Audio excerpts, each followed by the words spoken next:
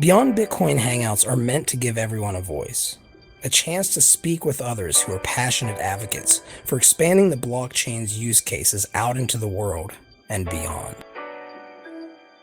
Do you have a crypto community you would like to represent and hold open hangouts for? If so, you might find yourself on the path to owning a stake in Beyond Bitcoin. We are looking for people who care about people who want to bring others together, because crypto communities are people. Beyond Bitcoin is a movement of thinkers and doers in the crypto space. And if you feel you are one of them, reach out to beyondbitcoin@gmail.com for more information on how to debut your community's efforts to reach to the stars and beyond.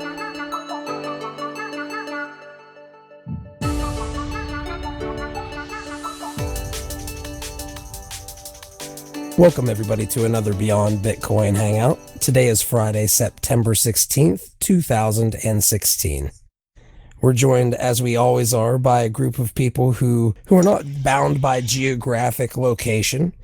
We use the tools of the internets and the interwebs to come together every week to have a decentralized hangout that talks about crypto and blockchain technology. We're kind of a meetup group that joins on here, and since Steemit is now out, we also use the Steemit site to post RSVP threads every week. So if you are not currently joining up to talk about your project and you have something cool in blockchain technology that you would like to talk about, feel free to join us and RSVP to be a guest speaker. We will be posting those RSVP threads after Hangouts every Friday.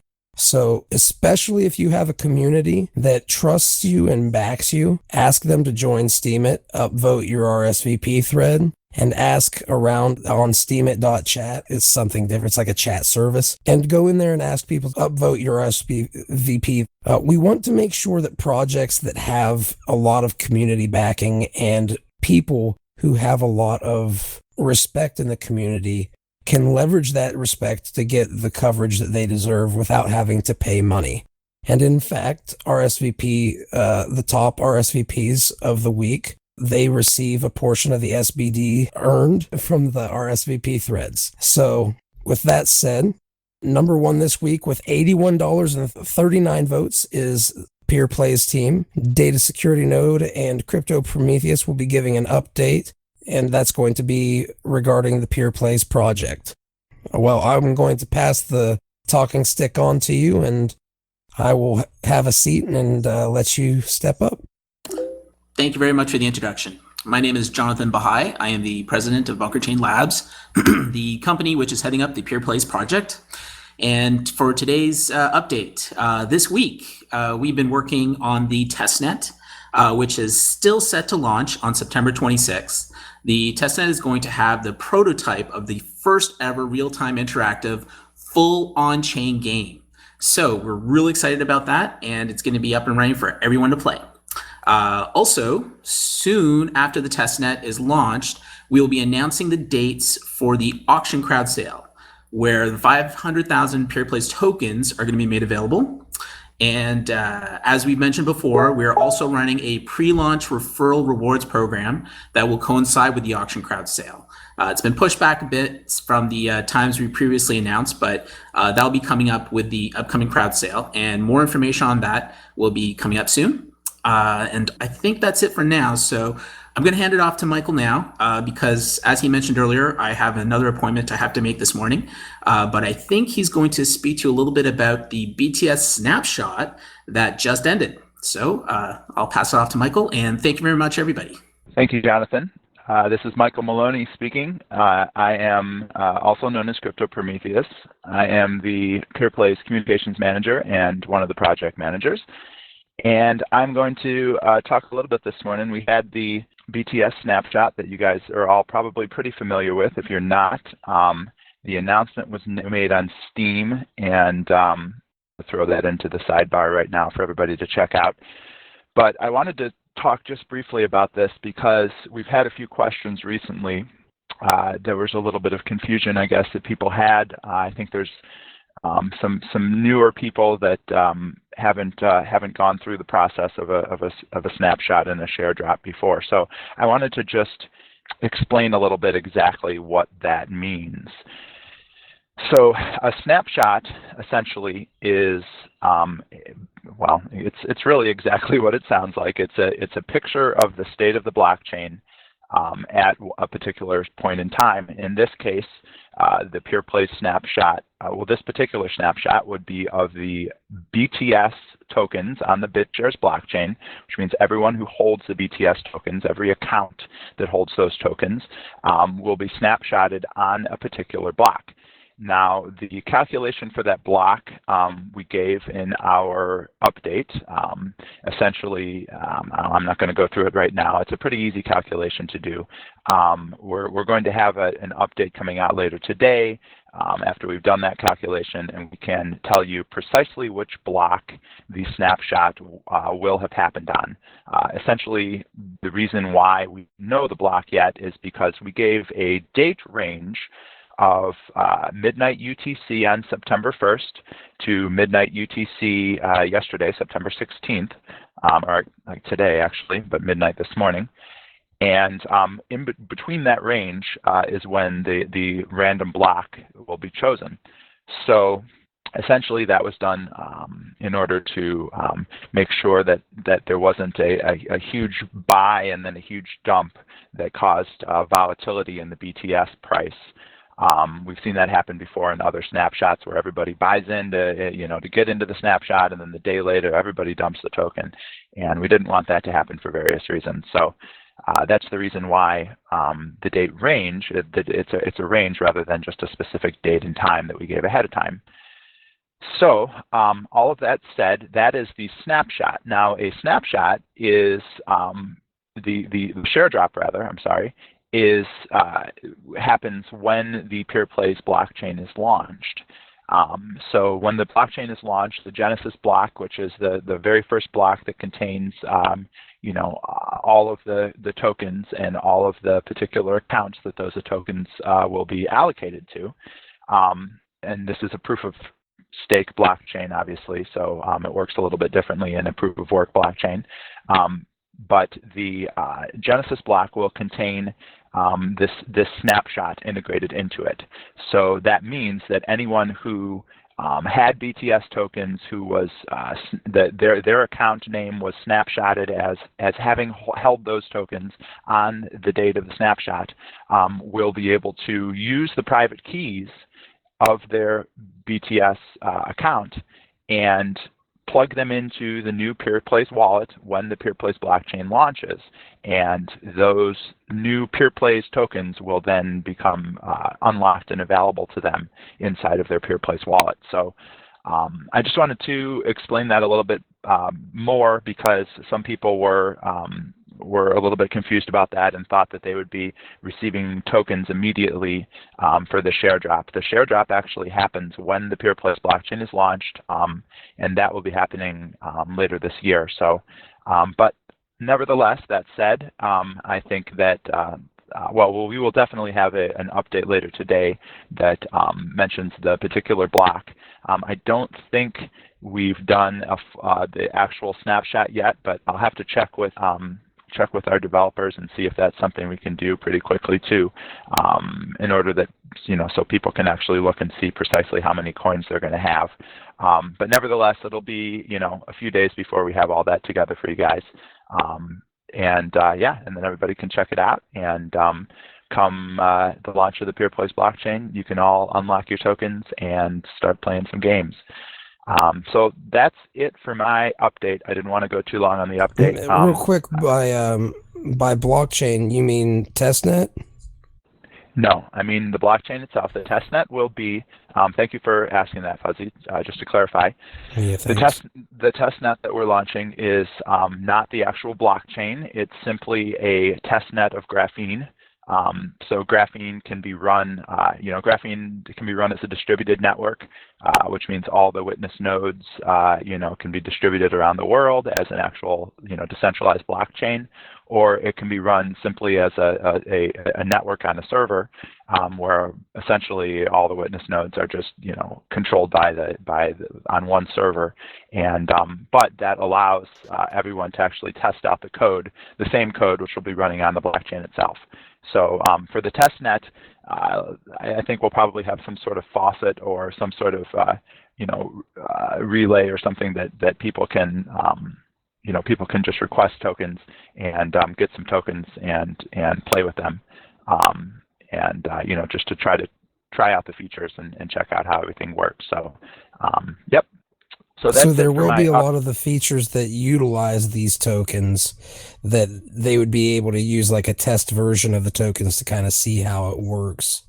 But the actual use of the blockchain and the real life live tokens is a little bit off.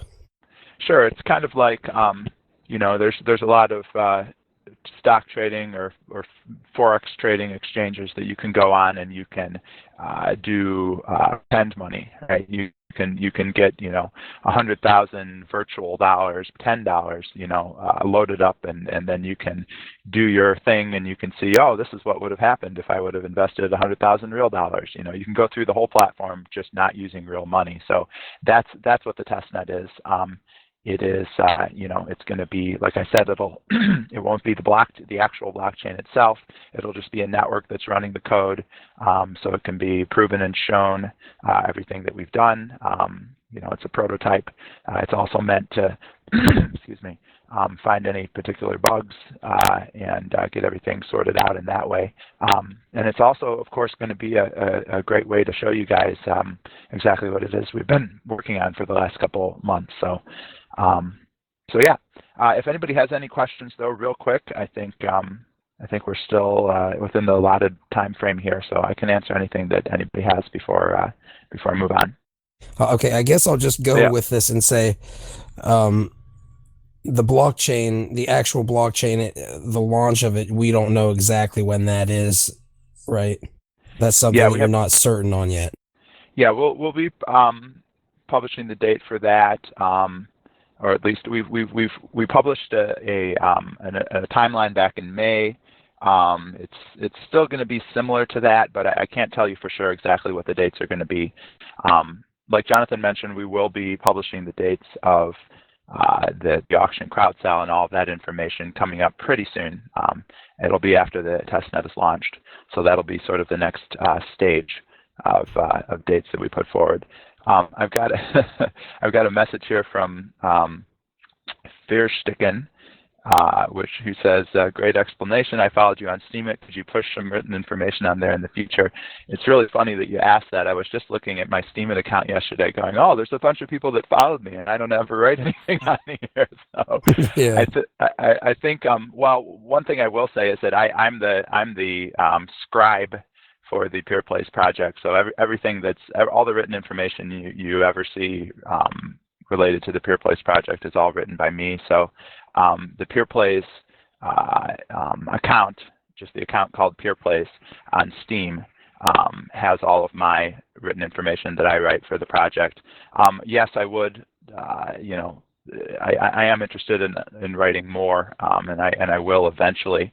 So unless it's a big deal, don't stop following me. And there'll be some things to trickle here or there. But my main focus has been on the project itself now, so I haven't really had time to sit down and do any of my own articles or thoughts or writing. But I hope to do that in the future. Obviously, I enjoy writing a lot, and so that's something I'll be doing sometime in the future. Now, if somebody wants to participate, oh, go ahead. Sorry, first. No, I just want to say I think Crypto Prometheus and Data Security Node, you guys are extremely well spoken, and I just want to follow you and see what you are coming up to. I think PeerPlays has a great potential for a lot of things, and possibly also a value stock. So yeah, to see you guys on Steem, it would be awesome. Now you guys are on Steem under PeerPlays, right? Yeah, that's correct. Yep, PeerPlays is the name of the account that we use on that. But yeah, well, thank you very much for sticking. If that, I don't know if I pronounced that correctly. Thank you for that. Thank you for that compliment, though. I appreciate that. Yeah, I mean, we're just, it's at the end of the day, we just try to work really hard to make this all work, and so that's the main thing that we're concerned with, and what's important to us, and I've always been of the mindset that the more clarity that we can bring to the space as a whole, all these sort of concepts and ideas that we've been working on achieving and actually building, the more it's going to sort of benefit everybody, and we're trying the best we can to sort of set an example about what can potentially be done in a decentralized project, and in terms of management and presentation and things like that. So yeah, I guess there's another question here. I don't know what our time frame is looking at here, Fuzzy. Do I have time to answer another question? Okay. Jules asked if we've looked at the First Blood project and how PeerPlays compares. Yes, we have. It's been on our radar for a long time. There's a few key differences, and I think one of them is that the PeerPlays project, the capability of wagering in multiple different assets, is one of the advantages of the PeerPlays project that I do not believe that First Blood has right now. I may be incorrect, but the last time I was looking at it, it was wagering in the ETH token primarily. So, and also that First Blood is working primarily on esports server-side tournament games, whereas the PeerPlays project and Graphene technology actually has the capability of building the games, or a number of games, not every game, obviously, not graphics intensive, first-person shooter, esports type games, but particularly casino games and things of that nature directly onto the blockchain itself, which is something that from what I've seen, Ethereum has had difficulty with, just because it costs a lot to run Ethereum contracts. You're paying for the gas to run these contracts, and the more complex the game is, or the logic is that has to run the game, the more you end up paying to actually play the game. I think we saw recently something along the lines of, there was I can't remember what the project was, but they came out and we got a game on Ethereum, everybody can play, there's a smart contract, whoever wins gets the money out of the contract, and it was something like a 30 or 35% rake of the jackpot. So they had to charge an arm and a leg to actually use Ethereum to do this. So we have the capability to have significantly less rake than that. I mean, we're looking at a percentage point, maybe a percentage and a half at the most, could make this PeerPlays blockchain extremely profitable, the network extremely profitable. So, those are two of the main advantages, I would say, or the main differences between us. But there are more, but anyway, I'm going to go. Okay, it looks like I've got 3 minutes left. So, yep. G Chicken said, any ideas when the information regarding quote-unquote mind-blowing partnerships may be able to discuss publicly? Yes, very soon is all I can say. As in any negotiation, it's not something we really. We strive to keep everything contained until the time is that everyone is agreed, and then we make the announcement. So it will happen. There are a number of things that are very close to completion. So I don't want to give an exact time limit, but I would say within the next few weeks or a month or so, we should at least have our first major announcement in that regard. Now, real quick, before anybody. Before we end up moving on, because it seems like we're getting pretty close to that point, you guys have talked a lot about the testnet. It's going to be going live very soon, and that seems to be one of the main takeaways today that I think that a lot of people are going to be interested in maybe putting into action. So if they want to join the testnet, how do they go about doing that whenever it's launched? Do you guys have a setup? Yeah, all that information will be on our news site, peerplays.com/news. That's where all of the recent updates can be found, no matter what. I believe there's a RSS feed that you can follow on there as well if you do RSS. Of course, all of our major announcements are also made on Steem or Steemit under the username PeerPlays. So if you want to follow PeerPlays on Steemit, you'll get all of that information in those feeds.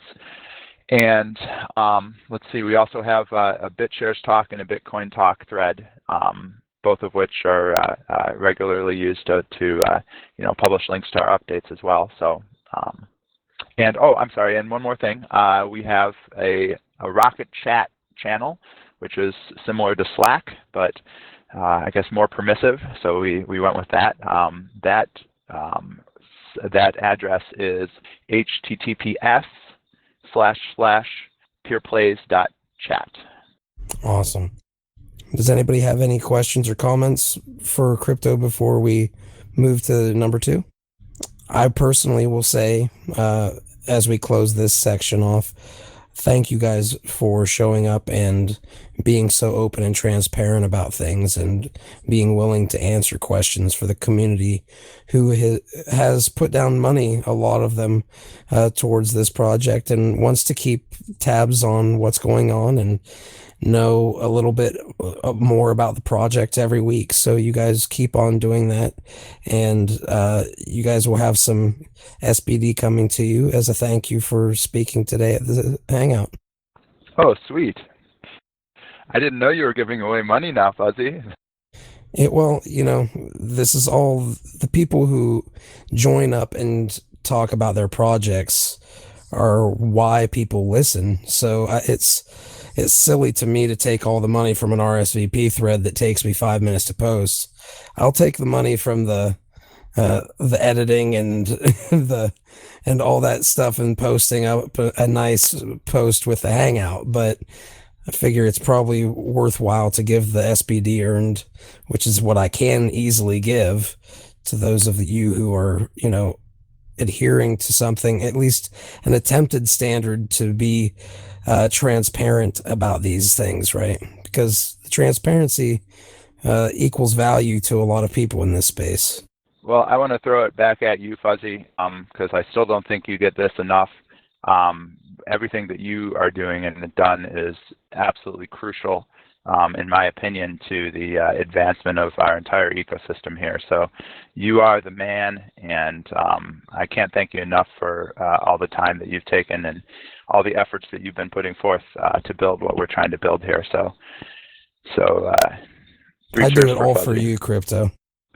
I'm not going to even lie and say it's about all of them. It's about you and me, buddy. Brilliant. You make me blush every time. I'll keep on telling you that. Now, all joking aside, thank you very much, guys. The next up is CM Steem at $9.73 and 24 upvotes. Are you here, CM Steem? Hey, how's it going? Can you hear me all right? Very well. You said here that you are intending to make an appeal to the active witnesses to publish price feeds for Gridcoin Market Pegged Asset on the BitShares exchange, and you wanted to discuss some recent Gridcoin related news. So at the moment, we're averaging about 100 new users combined to our Boink team and to our pool. So that's brilliant for our community. That's partially thanks to Hangouts, I believe. A quick shout out to the weekly Gridcoin reports on Steemit. It's a great news source for everything Gridcoin. So they come out a day after, spend a couple hours listening to Hangouts, and you want to keep an eye on what's happening in the Gridcoin community. A quick read of that post is enough to keep you up to date. We're holding our 8th Gridcoin Hangout tomorrow, which is 17th of September. We're holding the 8th Gridcoin Hangout tomorrow, 17th of September at 9 p.m. GMT. Since last week, further 2 BOINC projects have implemented SSL encryption. We've got 4 left to get their act together. A couple of them haven't got in contact with us, which kind of sucks, but that's just something as a BOINC community we have to continuously badger them about, because SSL encryption is incredibly important to us. You don't want your account credentials being intercepted, over the public internet. It's not a good thing. Okay, so moving on, the Gridcoin is being added imminently to OpenLedger. We've been given an estimate of between 2 to 7 days to when that's going to go live. When we have our open.grc asset, we'll be able to have, that'll be our bridge from the Gridcoin blockchain onto the BitShares Decentralized Exchange. We'll be able to use and or store our open.grc on more than 3 web wallets, as well as 2 or 3 mobile wallets. This will be great for increasing Gridcoin's liquidity, and it'll give users the ability to store Gridcoin without firing up a full Gridcoin client. Awesome. Yeah, really looking forward to that. We're still not got anything back yet from Koinomi regarding an update of development. It's been several months, which is really unfortunate, but hopefully they get their act together. But in the meantime, it looks like the BitShares community is really showing them up. So moving on to the main topic I wanted to discuss was appealing to BitShares witnesses for more price feeds for the Gridcoin Market Pegged Asset. Up until now, it's not really been a big deal, but once we've got our open.grc asset, this will hopefully be used more often. So the liquidity will be increased, and I'm going to be looking into running a liquidity bot for the market pegged asset just to increase liquidity. But yeah, at the moment we've still only got the 2 witnesses, iHashFury and Waku.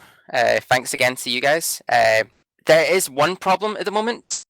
Last week's spike in Gridcoin's value, I believe, may have caused a black swan event, because it's since that event last week where our price spiked to 6.4 million, then back down to 2.7, where we're now fluctuating between 3 and 3.5. The price feeds are no longer being updated, so potentially, it's broken the price feed scripts, or maybe there's an internal black swan event, catcher or something. I'd really appreciate if someone could get in contact and discuss these black swan events.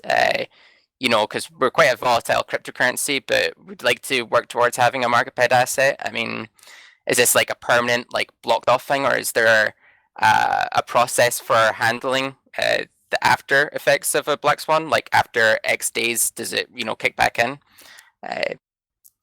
Are you talking about the price feeds themselves haven't been updated? Yeah, for 7 days they haven't been updated. So because that was the setting that you had set for it. Well, I'd say the minimum time between price feeds updates as 50 minutes or something like that. A normal, basically the default setting, but I've got 7 days for the forced settlement. But I tried to settle the Gridcoin I had, the market pegged asset I had, but I can't because there aren't any price feeds. So I don't know if it's a catch-22. So yeah, I'd really appreciate some info regarding that. Tom is saying Vaku hasn't released his BTS tools code with the Gridcoin feed yet. But as soon as he does, I will update my witness to support Gridcoin. And now the question, or more like the better way of saying this is, what is BTS tools for those who are listening? And BTS tools is something that Vaku has set up so witnesses can easily get set up and running, and I believe even update to get in with the correct fork when there's a hard fork too, correct? Sorry, were you asking that there? No, I'm asking Tom. Oh, sorry, Fuzzy. I didn't have my mic on. Yeah, it provides a wide range of capabilities. His BTS tools does. It provides monitoring and many other services that just help witnesses out. I don't know why there hasn't been more traction on BTS tools, but for whatever reason, it's not widely popular amongst the witnesses. Most people are using other scripts or their own. So, but I felt it was the best way to get ramped up and started. So that's why I've used it. Well, there are a good few people who are witnesses who are running and using that, right? I'm pretty sure that I know that there were people who used to use it. I don't know if everybody's using it now, but I would suspect that it would still be among the top ones used. One would think so, but I don't think that's the case. I mean, other witnesses can chime in here if they want and correct me if I'm wrong, but my understanding is there's only maybe 3 or 4 at the most witnesses use BTS tools. I know Data Security Node used to use it. I don't know if he's using it partially or not. I know there's some capabilities he was using for a time, but from my understanding, he was using the Xerox price feeds to do his feeds. So, Okay. but others can chime in to tell exactly what they're doing. Well, I was going to mention too, Custom Miner. If you have any specific questions about sort of the nuts and bolts of how it works, you were asking about forced settlement and things like that. The BitShares Telegram channel, you can usually get a hold of some people in there. I know Valentine is in there. Xerox is in there as well. Both of them are really good. I think Dan Notstein's in there. So all the BitShares, all of the main BitShares devs, or a good handful of main BitShares devs, are in there. Xerox has also written a whole bunch of documentation about things like this. I don't know, I can't give you the link to that off the top of my head, but that would be a good resource if you're looking for more specific information. Excellent, cheers. I'll definitely chase that up. iHash Fury is saying that we might need a hard fork to fix a black swan. Is that the case? I don't think a black. I'm not entirely sure what the situation is here. I don't believe there's a black swan event, so to speak, has happened. I think it's just probably hung up on the fact that things haven't been updated recently. I may be wrong about that, but yeah, I mean, black swan events, I think he's just commenting sort of as a casual comment that generally speaking, it depends on what you mean by fix a black swan. In market pegged assets, from my understanding, a black swan simply means that the assets are temporarily under collateralized.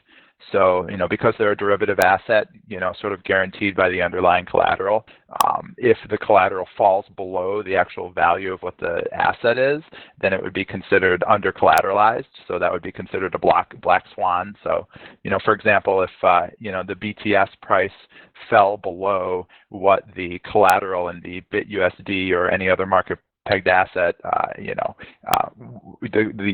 was less than $1 worth of BTS was locked up in collateral to cover every dollar of BitUSD, then essentially you couldn't, claim, or you couldn't force settle your BitUSD for a full dollar's worth of BTS. So it would be, the token itself would, I guess you could call that a failure in some respect. So, but there's more to all of that. There was a lot of really sort of good discussion and ideas about that, and I think Dan Larimer, Bytemaster, might have published a few notes on that on his blog. If you go to Bytemaster's blog, this is over a year ago, I think, that he had sort of discussed all this and laid down how it all works. But I have the feeling you're probably just looking for sort of trying to figure out exactly how to get things back up and running now, based on the fact that it seems like it may have hung or stalled. So I'm not really sure without looking at it myself, but I would say hop in the Telegram channel. Cool. Cheers, man. On the topic of witnesses, I don't want to go over the 20-minute period. Just quick, kind of like get people's views on this. Yeah, what do you think have about 4 minutes, man. All right, cool. What do you think about increasing the quantity of BitShares witnesses, and perhaps even introducing like vote degradation? Like after like 6 months, your witness vote starts to like decrease. So that we have, witnesses cycling in and out.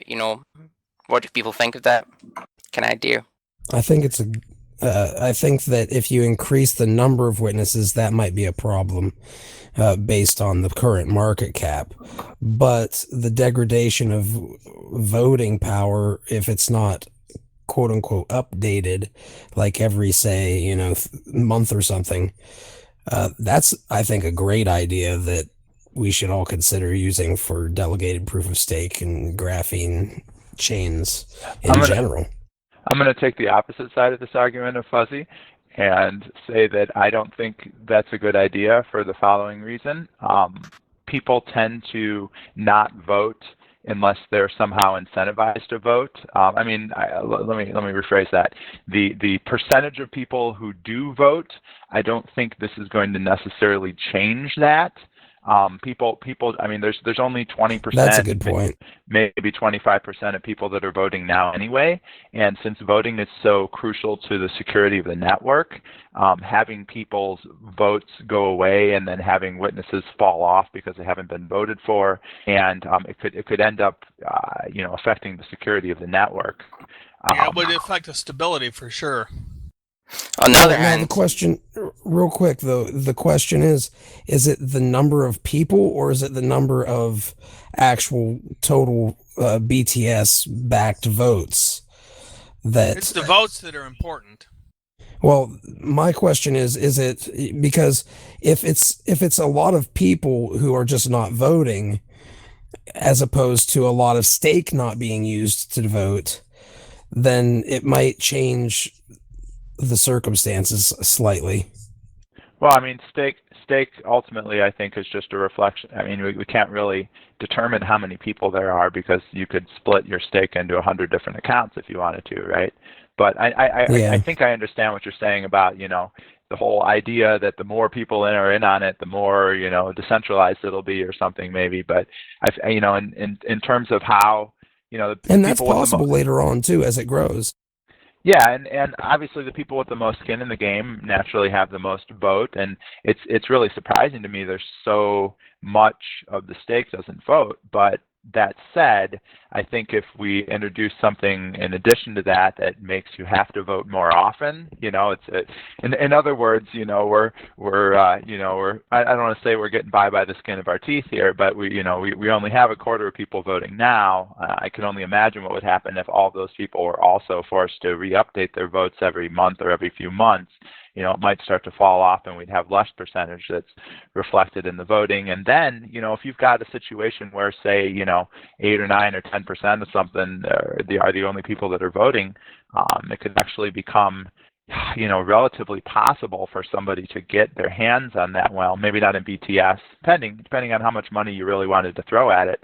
But you could throw, if you had $500,000 to kick around or $750,000, you could essentially end up taking over the network, voting in all your own witnesses, things like that. So, I mean, it is a potential security risk either way it goes. Yeah, we've certainly discussed a lot of different voting options and incentives in the BitShares network, and there was a lot of discussion about this specifically with the early BitShares version 0.9 or whatever, and there was less stability in that time frame than there is now with the graphene-based blockchain, and I think part of that is because we don't have that. The whole active campaigning structure that we used to have has been stabilized more. We don't need to have that the same way that we did back in that era. Whether it would be better or not, I don't know. But unless you get people to participate, which I think is dealing with the incentives, I don't think changing the policies regarding voting are going to help much without some type of incentive structure built in. That's true. I agree with that, and I also know that Graphene has proxy-based voting, which BitShares 1.0 didn't have, and I think in that respect, all the campaigning and being in front of people, what we lost there, we sort of gained in people's capabilities just to set a proxy to somebody that they trusted and have the voting sort of channeled in that way. So. Which is very interesting, and I don't think there's any other consensus algorithm that really does that, really gives us a sort of choice between direct democracy and representative democracy, so to speak, let's call it. And that I think in and of itself is makes it easier for a lot of people, because they can just set their proxy, somebody that they know who's paying attention, who they know who's keeping track of the witnesses and the committee members, and voting based on their own best judgment. So, but anyway, yep, that's one thing that I was listening to, and when I don't know if it really changes anything, but whenever I was listening to you talk about this, I'm thinking that, a lot of the problem that we've seen with voting has been that most of them have been on centralized exchanges. A lot of people are holding their BitShares not in the BitShares wallet, but actually on an exchange somewhere, that when that exchange is holding them, they have the voting power. So you're essentially giving up the voting power. Now, I didn't know, and what I was thinking was maybe that has changed a little bit since people have started withdrawing into their wallets to a substantial degree because of the Sharedrop of PeerPlays. I don't know if that has changed or not, but I was, kind of curious about it. Yeah, it'll sort of remain to be seen how many of those tokens make their way back onto the centralized exchanges now that the Sharedrop window is over. But that said, you did bring that does bring up another good sort of issue in terms of network security, Fuzzy, which is that those exchanges, not only do they have the capability, if they were to sort of choose to betray choose to do something that isn't necessarily ethical. We have had an exchange, and I won't say the name of that exchange, but I've seen at least one exchange that's chosen to vote with the tokens that are entrusted to them by the people who send them there to trade. So there's that issue, but there's also, more importantly, I think, the issue of if an exchange was to be hacked and all those BTS tokens were to be stolen, then that could become a major security issue, like almost detrimental. And that's the thing that concerns me, I think, in general, more than any of these other things, which is, if people bring Agreed. their tokens back to the centralized exchange, then we just don't have that issue. And even if again, even though we have gateway tokens, which are used on the DEX, well, that's the same as a centralized exchange. I mean, when you go on a centralized exchange, you're trading a gateway token. You're trading. You send them your Bitcoin, and then they give you a little blip on the exchange that says "I own a Bitcoin." Well, that's a gateway. It's the same as what OpenLedger does. But the advantage, obviously, just on doesn't the DEX, have the open dot before it. Right. And so that's why I hope that moving forward that people will start trading on the DEX more, and that keeping their own coins in their own wallet, and that's just better for everybody. It's better for you as an individual, because your tokens can't be stolen unless your own personal private keys are somehow compromised. So as long as you understand best practices to keep those safe, then you're good. But also, even just as important, you're not exposing everyone to the risk of, people who are hackers are going to go after big piles, right? Big piles of money. And BTC 38 and Poloniex, they've got a couple 100 million BTS tokens that are sitting there generally, and those are big piles of money. So no one individual, as far as I know, has that many tokens, or even close to that many tokens. So, well, and like you said, one exchange has already been essentially using their voting stake to proxy to somebody who, quote unquote, does not want dilution, which means they don't want people who are working on the chain paid. So you kind of can see the dangers of having a centralized exchange that can control the development funding of a decentralized exchange whose token is being traded on their exchange. It's kind of a dangerous thing. There's not really much of a motive for an exchange to want to help build BitShares up in any way, shape, or form.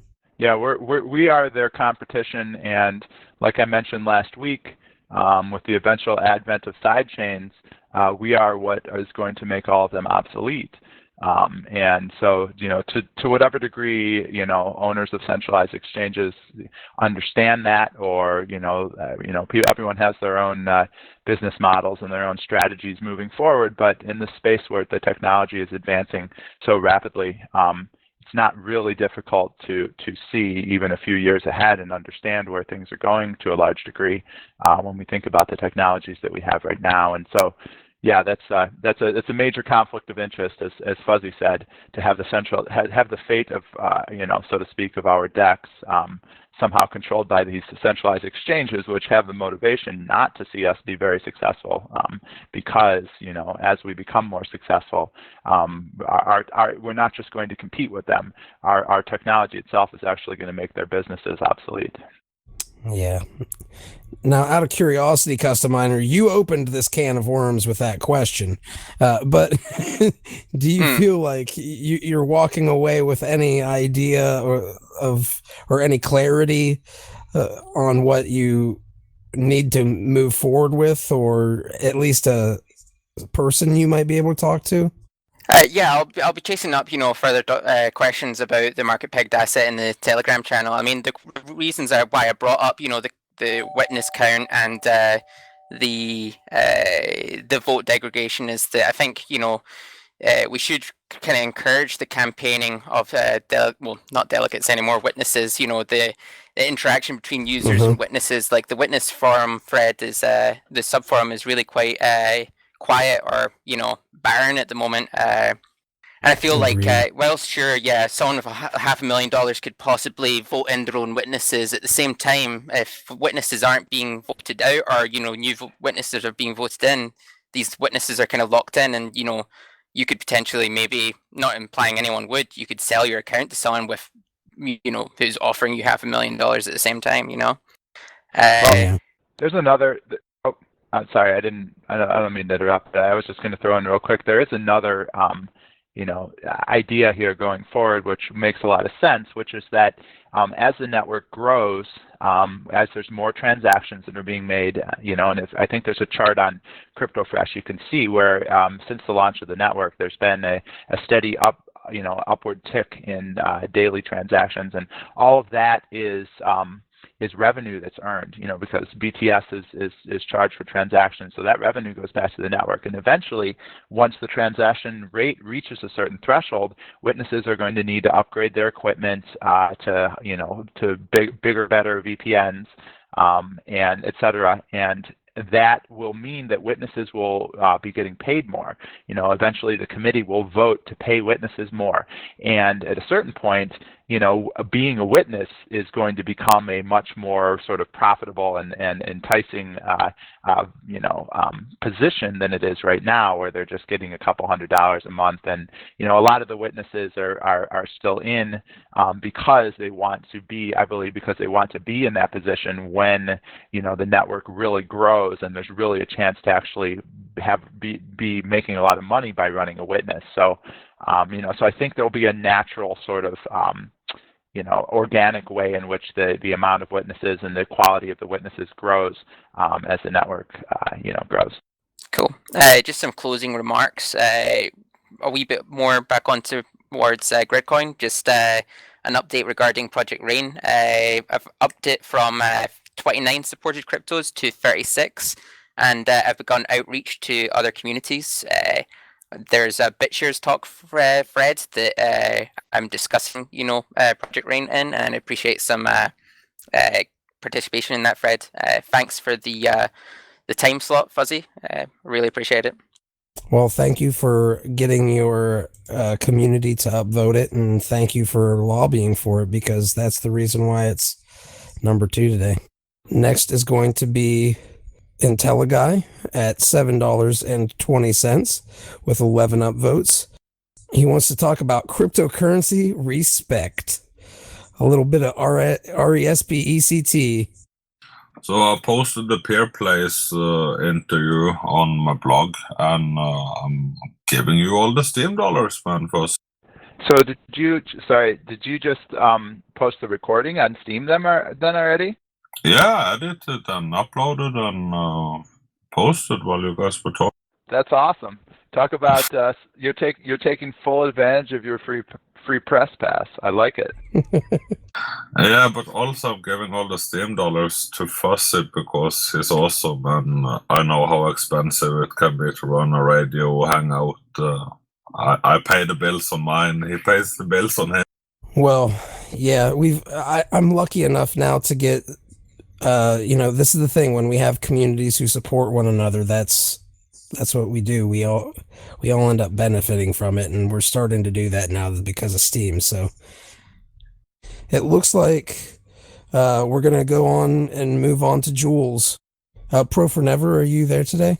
I'm sorry, we should have probably checked. Can you hear me now? Yeah, there we go.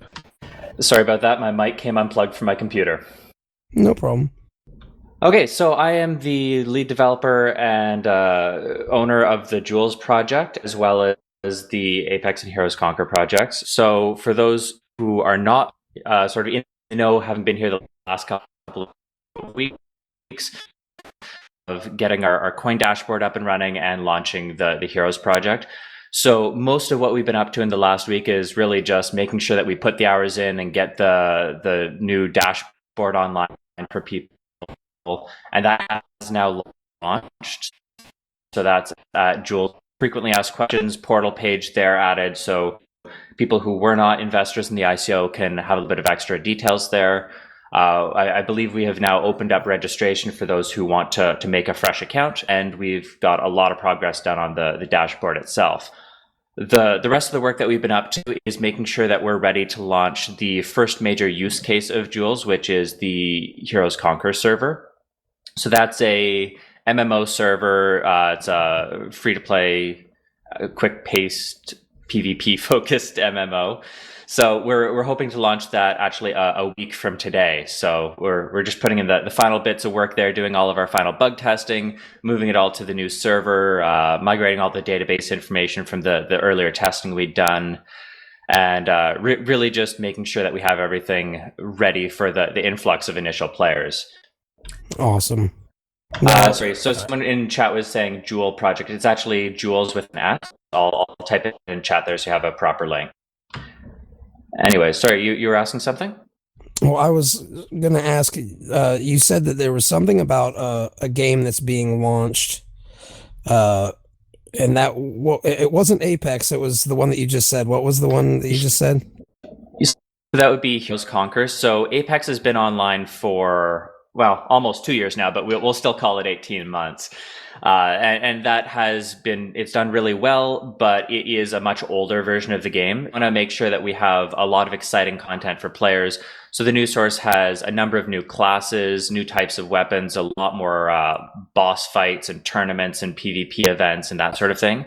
So we've been working on that, the server side infrastructure for that for the past year now. And it's been in public testing for the last month or so. So we're ready to get it launched, and it's going to be fully integrated with Jules. People will be able to use their Jules to purchase in-game boosts, cosmetic items like weapon skins and armors and that sort of thing. And that's what we've been making sure that we have all the dashboard functionality tested and implemented before we launch that, so it's ready to go day one.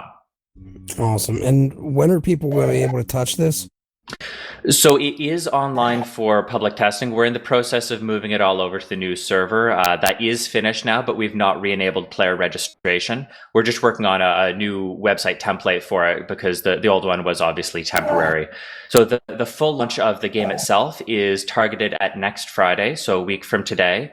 Although we will have open beta test resuming before that point to do a final round of bug testing and stress testing to make sure that it's ready. So if I were to, the reason I ask all these questions, I have actual kind of personal reasons for it. If I were to ask everybody here to join up and we were to want to play this and test it out, we'll be able to do that in a week or so. That is correct. Yeah, it'll be ideally launched for next Friday. That's our target date. So we could play this game, record it. People who are here, you guys could attend, record it yourselves, and post stuff to Steem it about it, along with reviews and things like this, and potentially get upvoted. For sure, yes. And we are going to be posting after our discussion today. Our other developer here is going to be talking a lot about the future of the blockchain integration for this project and upcoming projects. Once that's all done, we are going to be posting a update on our Steem page, making sure that all of that information is covered there. And then next week's update is going to be focusing obviously on Heroes, because that's when it'll be launching. So if we are able to get people involved in the early launch of the server, doing any sort of advertisements, videos, screenshots, reviews, that would be definitely appreciated. Well, I'll let everybody know if anybody wants to get into that and do a little bit of playing. I might be able to set aside a couple hours to test it out because it's work. So, I mean, I can at least make myself feel like I'm working instead of playing for once in this crypto field. But anybody can join. So maybe we'll talk about that a little bit later, and if anybody wants to have their butts kicked in Conquer Heroes. Definitely. So what I'll do now is I'll just pass it over to our other developer, because he had quite a bit he wanted to go over, and obviously we want to be able to have some time to answer questions as well. So I'll let him go over all the blockchain integration.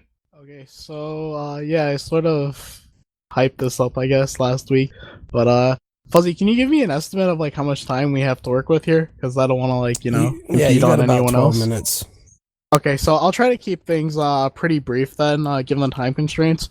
But as Chris said, we will be publishing a Steem article after this.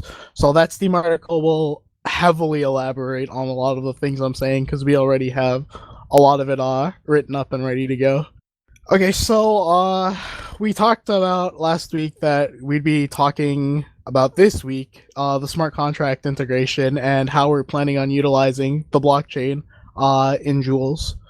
So, before we can get to that, one of the things I need to establish with everyone is they need to understand the idea of how on a game an account is valued. So, I'm not sure if there's anyone here that's familiar with playing MMOs, but I hope there is. Fuzzy, I'm looking at you. Have any ideas off the top of your head the easiest way to determine intrinsic value for what an account is worth? What it's based off of? Time played would be one of them. I would say that might be the biggest one, other than being a member of a team or a guild. And okay, so like, guild leaders would be a very valuable account, even though they might not have a whole lot of quote unquote time played or a lot of the highest gear. Okay, so that's definitely a good starting place. I don't want to lean too much in the direction of like position in terms of like meta on the game itself. Like if you're a guild leader or if you're like the third best character or something like that. In terms of like social standing, because that's more so like selling an identity.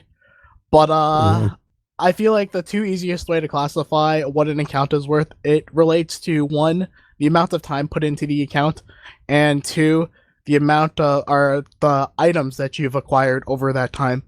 Certainly. So to use an example that's not an MMO, to use like League of Legends as an example, other game that I know Fuzzy is well acquainted with, in terms of time that you put in, you acquire obviously, a better skill at the game the more you play.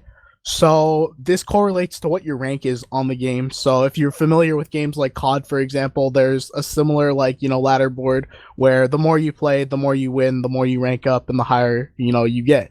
So that correlates to the value of your account. A diamond ranked account is going to be worth way more than, let's say, a bronze ranked account. The other thing that will correlate is the amount of money that you've put into the account. So in League of Legends, for example, you can purchase skins, and then those are bound specifically to your account. And there are even limited edition skins, like where there are events like PAX East that are held, and you can only get those skins if you attend PAX East. So accounts that have those skins, for example, are considered a lot rarer because you can only get those skins once a year from those particular events. Okay, so now that you guys have sort of an idea of what gives an account value, we can now take a look at how the blockchain can be used so that sort of an account can be treated in a decentralized manner. So to touch upon an example that's prominent right now. If you're following Spells of Genesis, to quote what they said, or to paraphrase it anyways, their vision is basically they want people to truly own their their cards, so to speak. So the cards in Spells of Genesis are essentially blockchain assets. Now, this doesn't necessarily work that well for MMOs, because in an MMO, an item has various characteristics other than being simply a specific type of item. So what I mean by that is, to give you some other games, certain items in other games might have like various stats. So let's say there's an item called, I don't know, Simple Blade. When you find that item from, like, let's say a monster drop, it might have 10 attack, it might have 11 attack, it might have 12 attack. This might be like that slightly varies. And Chris, can you answer that question in chat? But anyways, going back to that stat difference, there are basically stats or characteristics that are associated with the type of item itself. So just using a simple blockchain asset, for example, like a BitShares asset or a Next asset or a counterparty asset, doesn't work well for representing MMO items. You need something that's a little smarter than that, and smart contracts actually do a really great way of letting you encapsulate this, because in a smart contract you can define a structure. So with that said, you guys should all be familiar with the idea that an exchange can be created out of a smart contract, because I believe last week someone even said BitShares essentially has smart contracts built into it, but not explicitly. It's like native smart contracts, because effectively, I believe what they said was the algorithm that's used to match orders on the exchange can basically be considered a smart contract. So if you want to think about it like that, effectively what we'll have to do is we'll have to create a smart contract where a person can take their items and then trade them on a decentralized platform. So the idea is, for example, let's suppose you have this item on our system, going back to what I said before, a Simple Blade. The idea is that you can take this item from our game, destroy the item, so basically it gets deleted from the game, but instead you now receive an asset within the smart contract that's representing all the stats required to recreate the item. So then you can trade this item in a decentralized manner outside of our platform. And then let's say Fuzzy, for example, buys this item of mine. He can then bring it back to the platform, and the platform can look at that asset, inspect the data associated with it, and recreate the item that's associated with it. There are like inherent problems with this system, and I mean it's obvious as well with Spells of Genesis. So what I mean by that is, let's suppose you take the Spells of Genesis asset cards that are currently in circulation. What would happen right now if Spells of Genesis, the company that's behind it, Eversoft Dream, completely disappeared off like the face of the earth? You'd still have the assets and people would still own the cards. The only problem with that is that nobody would be able to use them for anything.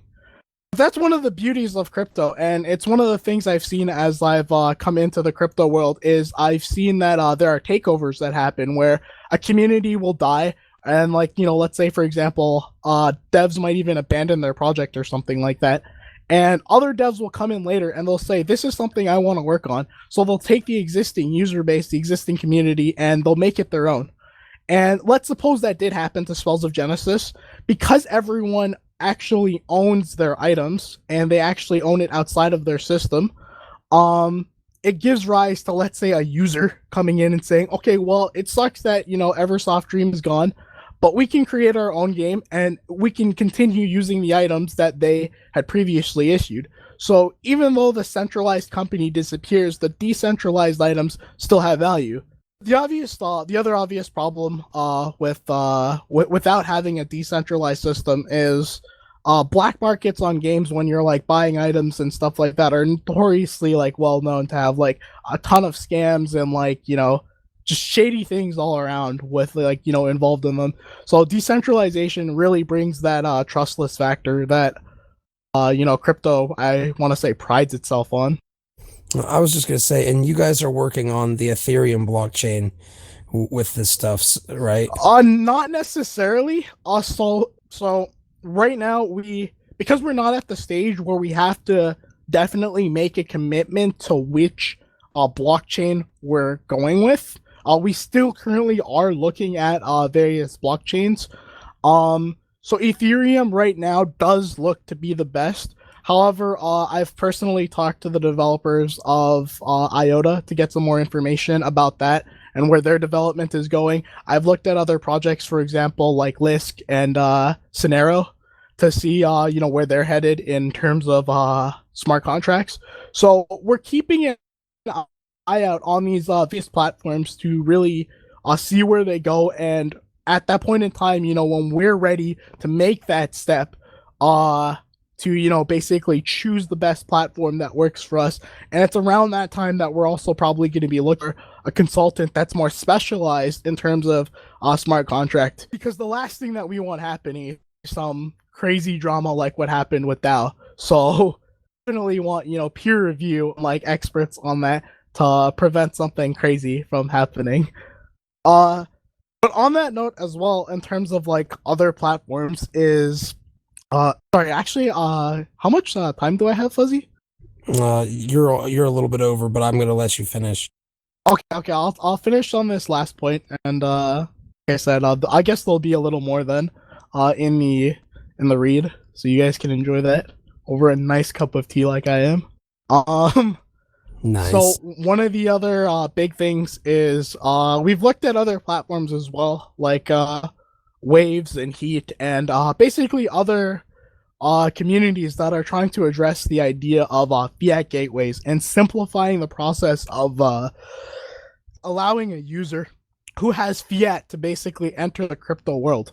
Because to give you an example of this, in let's say 2012, this is like roughly patch 5.17 of Conquer, I believe.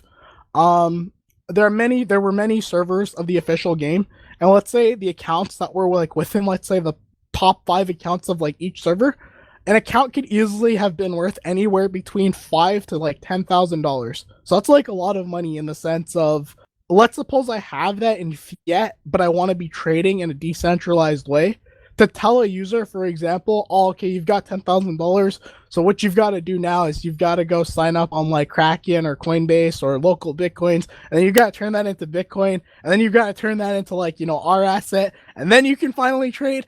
That's like creating a huge barrier between like, users and being able to enter the market. And that's like also a problem with crypto in general, is that it's not easy to enter the world of crypto unless you're already familiar with that sort of stuff, because someone who knows nothing about this might find it, for example, pretty sketchy, all the KYC AML compliance that you have to do with a site like Coinbase or Kraken or like any of those other sites.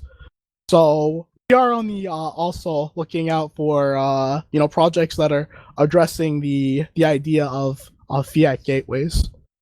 Well, okay, so it sounds like fiat gateways are an important thing for you guys. The reason I brought it up was largely to touch upon what Crypto Prometheus was saying about this First Blood project and how they were going to be running into problems with the gas prices, making it so the rake is extremely small compared to competitors, right? They're saying that PeerPlays, because of graphene, can pretty much give out like 98.5% of the rake and still be significantly profitable. I'm just trying to see how these other chains stack up from what you see. Well, we'll definitely be touching on that a lot more in the future. Obviously, I can't answer that question in depth right now because of time constraints. So if anyone else has any questions that maybe I can address relatively quickly, I'd be more than happy to answer that right now. Or if you have longer questions, feel free to reach out to us on Slack. All you've got to do is go to our website, julesproject.com, and then hit the join Slack button. Awesome. Thank you, man. Nonlinear one, are you there? Okay. Well, Nonlinear one wanted to bring up something today. And whenever I read it, I thought it was a really good post to bring up here. So I upvoted it, and I really liked it. This post is saying your votes don't matter. Back of the envelope, Steem power madness calculations. And he goes into the description that people who are whales have a far larger amount of voting power, essentially. And the way that this works, it's currently at n to the second degree. Hey, this is Brian / Nonlinear One. I'm just checking if I can talk now. I've been trying to figure out this mumble thing. I'm sorry if I'm interrupting. Oh, you're fine. You're good, man. Sounds good. I'm glad to hear that you're here. Awesome. Thank you for having this event. This is great. Well, I don't want to butcher how you were describing this, but I did read over it and found myself kind of saying, yeah, this feels right. I kind of agree with this. So I personally wanted you to talk about it because you RSVP'd, but I'm glad that you RSVP'd in addition to that, because this is a topic that's pretty important. Would you like to step up and tell everybody a little bit about your post and why you wrote it? Yeah, sure.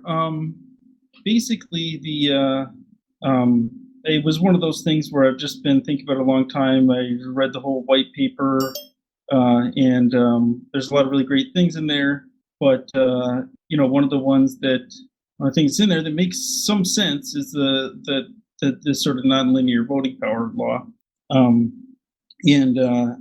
So I guess the main argument is that if votes had a linear, so like let's say your vote gets or your post gets a certain number of votes, and the weighting were just linear, you could have issues where people just upvoting their own posts would be worth a lot, and have Sybil attacks where people sign up for tons of thousands of free accounts, and all of a sudden those free accounts have all kinds of voting power.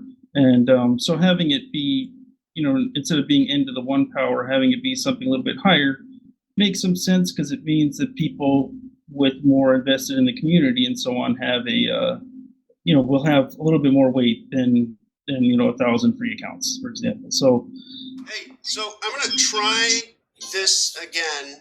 If it works, great. Can anybody hear me? Hey, Fidel. Yes, but we're in the middle of talking with Nonlinear right now. Do you have anything that you're wanting to bring up to Nonlinear? Okay, sorry about that, Nonlinear. That's okay. Please continue. Yeah, so so basically I was sitting at my desk and I was like, well, let me just, do the back of the envelope. People don't know I have a background in physics and that sort of thing, and we always, sometimes you just are like, I'm just going to write a bunch of stuff down and see what this looks like. And so, and part of my disclaimer on this post is I'm, like I said, I've read the white paper, I'm technical, I'm not 100% sure, so I know that there are a lot of high profile people in here. If anybody wants, I would love it if anybody checks my math and makes sure I'm not sort of misguided in my assumptions about what these things from the white paper mean regarding this n-squared power law. But anyway, so that being the disclaimer, I just said, okay, well, let's see what it looks like when you take these, take the Steem power and square it. So if you see the post, I basically did a bunch of the powers of 10, which shows, someone has one Steem power, 10, 100, 1,000, 10,000, 100,000, million, and so on. And looked at what it looks like to square those amounts of Steem power and then sort of take the ratio. So, for example, like the big example I was trying to show was, we all want people to want to buy Steem power. We all want people with that have invested money or have invested time in the system to have their Steem power sort of mean something. So the first example I looked at, well, let's say somebody has 1,000 Steem power, right? So they invested 1,000, whatever. They invested hundreds or thousands of dollars depending on the price. And then we have somebody who has 100,000. So obviously, someone with 100,000 has a good amount more invested, but they have 100 times as much invested, right? So let's see how the person with 100,000 SP sort of compares in their voting power to the person with 1,000. And kind of what that came down to was that the person with the 100,000 SP had 10,000 times more voting power, even though they only have 100 times as much Steem power. Okay, so that to me was like, okay, that seems like a lot. Seems like 1,000 people that have 1,000 SP anyway, it just seemed like a lot. So taking someone like looking at someone's account like Ned, and I sort of rounded it and said, okay, let's say he has 1 million Steem power, even though he has 4 million, and sort of comparing that with someone who has 1,000. And in that case, the account with the million Steem power has, so they have 1 million times as much sort of voting power as someone with 1,000, but they only have 1,000 times as much Steem power. So you're going from having 1,000 times much more. So it would take 1 million people with 1,000 SP to equal one account that has 1 million. It just it all gets into these crazy numbers and these powers of 10, but it starts to really not make sense. To me, it seems like it's too weighted towards it's too weighted towards accounts with that much power. So the next thing I looked at was just, everybody's heard the term minnow, and the main idea was like, well, is that accurate, right? If I imagine a minnow and then I imagine a whale, right? Is that even an accurate analogy? And again, based on my sort of back of the envelope Googling for how much whales weigh and how much minnows weigh and how much krill weigh, I kind of, based on what I was seeing, it looked like instead of a new user that just signs up with a free account being like a minnow, they're more like something like a millet krill, like 1,000th of a krill. So people aren't familiar. Krill is a tiny thing that lives in the ocean. It's smaller than a minnow, and so again, that just and it turned out that a whale, instead of like a whale in the ocean, a whale in the ocean weighs 67 million times as much as a krill. But a whale in Steem land sort of weighs 10 billion times as much as a new user. And so again, they're all just like, it was all based on me just trying to look at the numbers and see what kinds of analogies I could come up with. And I just, to me, it just kind of pointed out that maybe this, n squared function is a little bit too extreme. And I know someone mentioned in the channel, you said you read the white paper. Since then, there have been numerous improvements. And I didn't take all those into account because I don't know. That's not to... well, the voting power, I think, really just... I think that it amplifies the result of reputation, doesn't it? Yeah, I don't totally understand how reputation was done. My understanding is it's more something similar to Google's PageRank, where it has to do with how many votes you get. But I think, yes, it's affected by the voting power. I don't totally know, but I think reputation. My understanding of it was that it's more of a indicator for humans to look at, as opposed. Does anybody have a factual account that they can bring into this? Anybody know any of the actual stats or anything behind this right now? Sure wish Dan was here. Yeah, I was just thinking the same thing.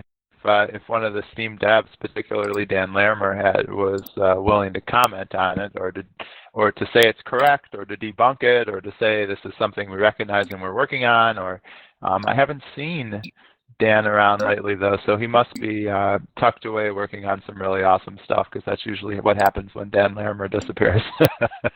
Push an invitation and push it up. I once mentioned the idea of experimenting with these numbers by having different subgroups within Steem, and Dan basically said that we have to watch losing the network effect. And right now I'm trying to work on a way of being able to experiment with these variables without fragmenting Steem, where we can run tests and later on things are folded back into the main system. But it would be great to try and equal some different numbers and just see how that works and if it makes people happier. And if we could do that without, creating 5 or 6 Steem variants, that would be way cool.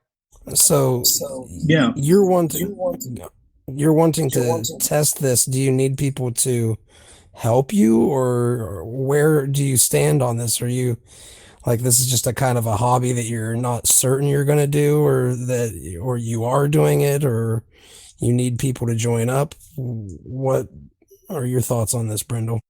I'm actually in the middle of finishing up a post on this right now, so you can watch for that. But yeah, I need feedback and I need some ideas on that. How do you have, when you join, if you join different tribes within Steem? And one thing I don't like about BitShares or Steem is I love that Dan will change things to improve things when he sees an improvement, but it would be nice to have scheduled iterations to know that the rules are going to stay the same for X amount of time. So similarly, we could have the rules be split for a while, but it's an experiment for a set amount of time. And at the end of that, we see, if people were happier, if more minnows got rewarded, if the content was better, we can have an analysis period, so people can, join the main chain, or they can join these sub things with slightly different rules for a little while, and we look at iterations over a particular period of time, and because it'd be great to be able to do a lot of experimenting while we're still in beta. Yes. You just hit the nail on the head there, man. We need to be experimenting while in beta. That way we find this stuff out and we actually have a body of information that we can use to find out the way to move forward when we're not in beta. Yes, and I just want to point out that I invited Nonlinear One today. So he also lives near me, and I look forward to being able to go to some he's given a Steem talk at a Bitcoin meetup, a blockchain meetup in Phoenix. And he also recently hosted a talk on Ethereum Classic there. So definitely check out his blog. He's got a really impressive physics background. Thank you.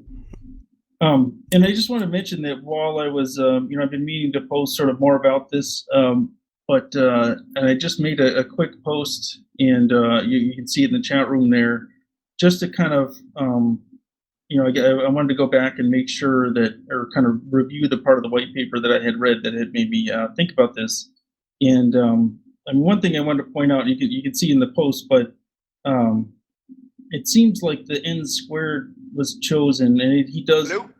The network effect is mentioned, and the fact that n squared is related to network effects and so on.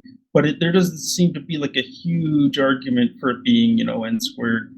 And I also wanted to point out that it's interesting because I do like in the white paper they'll point out potential issues with some of these things, and it actually is pointed out that having this nonlinear law, and I'll just quote it here, but this encourages users to cooperate to vote for the same things to maximize the payout. This system also creates financial incentive to collude, where everyone votes on one thing and then divides the reward equally among themselves. And I think we see that sometimes in reality now. And also right before that quote, and I highlighted this in red in there, it says, assuming all users have equal stake, someone who only receives their own vote will receive much less than someone who receives votes from 100 different users. Well, I haven't looked into this in too much detail, but I think that's probably not true. Because, for example, like that post, the original post mentioned in this got something like 64 upvotes, and in its initial payout period, but it only earned like 47 cents or something.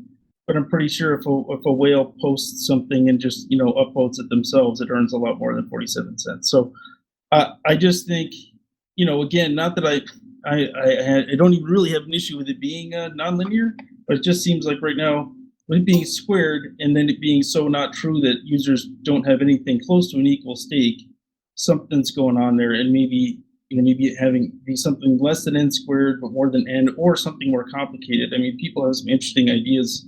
Somebody on the post made a comment about fractal functions, which I don't even know that much about, but there are probably sometimes things get too complicated and it's too hard to implement or it would be too computationally expensive or something. But well, I mean, there's something if there. you're looking at n to the 1.1 as opposed to n to the second, I mean, that's a big difference. And it's still, as you even mentioned in your blog, it does still discourage the creation of fake accounts, even if it's n to the 1.1, right? Right. I mean, That's it's right, not, but it would be a huge change toward evening out that power at the same time. Right. And I actually just, because I wanted to see the numbers and everything, I had actually just added to that new post that I posted in the channel. I had added a screenshot of a little Excel spreadsheet or whatever that just kind of shows, someone with 100,000 Steem power versus someone with 1,000, and then shows how that produces a ratio of 10,000, which is what I mentioned in the previous post. And then I showed, and I just did this, so hopefully it's accurate, but I showed, if the 100,000 were put to the 1.1 power and the 1,000 put to the 1.1 power, and then you divided those, what sort of ratio would that produce? And it says 158. So yeah, I mean, it's again, it does disincentivize, the creation of the fake accounts, because it's still 158 times more powerful to be someone with 100,000 SP, but it seems a lot more reasonable to me than 10,000 times more powerful. So I honestly, I think that it's, at least on the surface, it's a great idea. I mean, I know that it's hard for whales to have such power because you have so much power, you're expected to go out and curate well. But, the fact of the matter is I can only curate 1 or 2 tags pretty decently. And it takes me a lot of time to do that. So I think that if by doing this, you're encouraging other people to power up more as well. And if they're encouraged to power up more, then now they're actually going out and helping to curate, which just makes it more valuable because we're giving them an incentive to actually do valuable work in the ecosystem. Right. And that's what, I mean, and again, I think it comes from my physics background, right? But when you're like working in physics, you're thinking there's something fundamental underlying all these same problems, right? And I don't know. I know that Steem is an awesome thing and it's a complicated thing, and so I'm sure that there's more going on. Like, I'm not an economist. I'm always impressed to when I read the white paper at Dan and Ned and these guys' understanding of economics and everything. So I'm sure that there's more to all of this.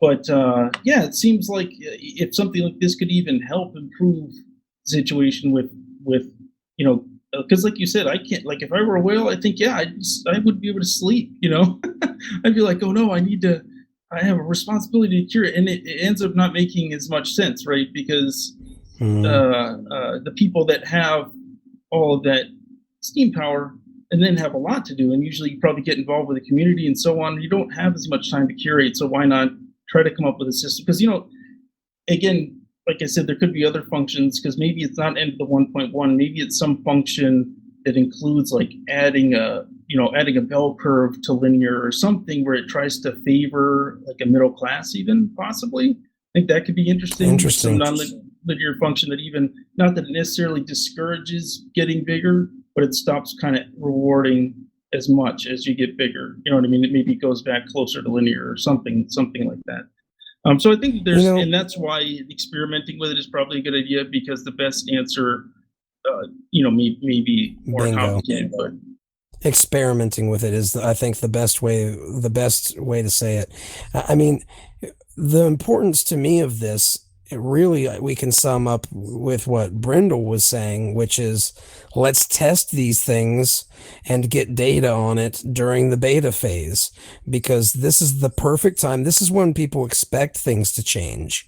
So rather than, remain static about something that seems like it's obviously there's something that people are not wanting to buy in to Steem yet at this current price, to power up, at least on any large level. And because of that, I find myself thinking, if we could have maybe a month where we change these parameters and test them, and we can actually watch how the community responds to that. We can look at the statistics of, the various upvotes, how the distribution is, how many people have, are upvoting compared to the last phase, and we could try multiple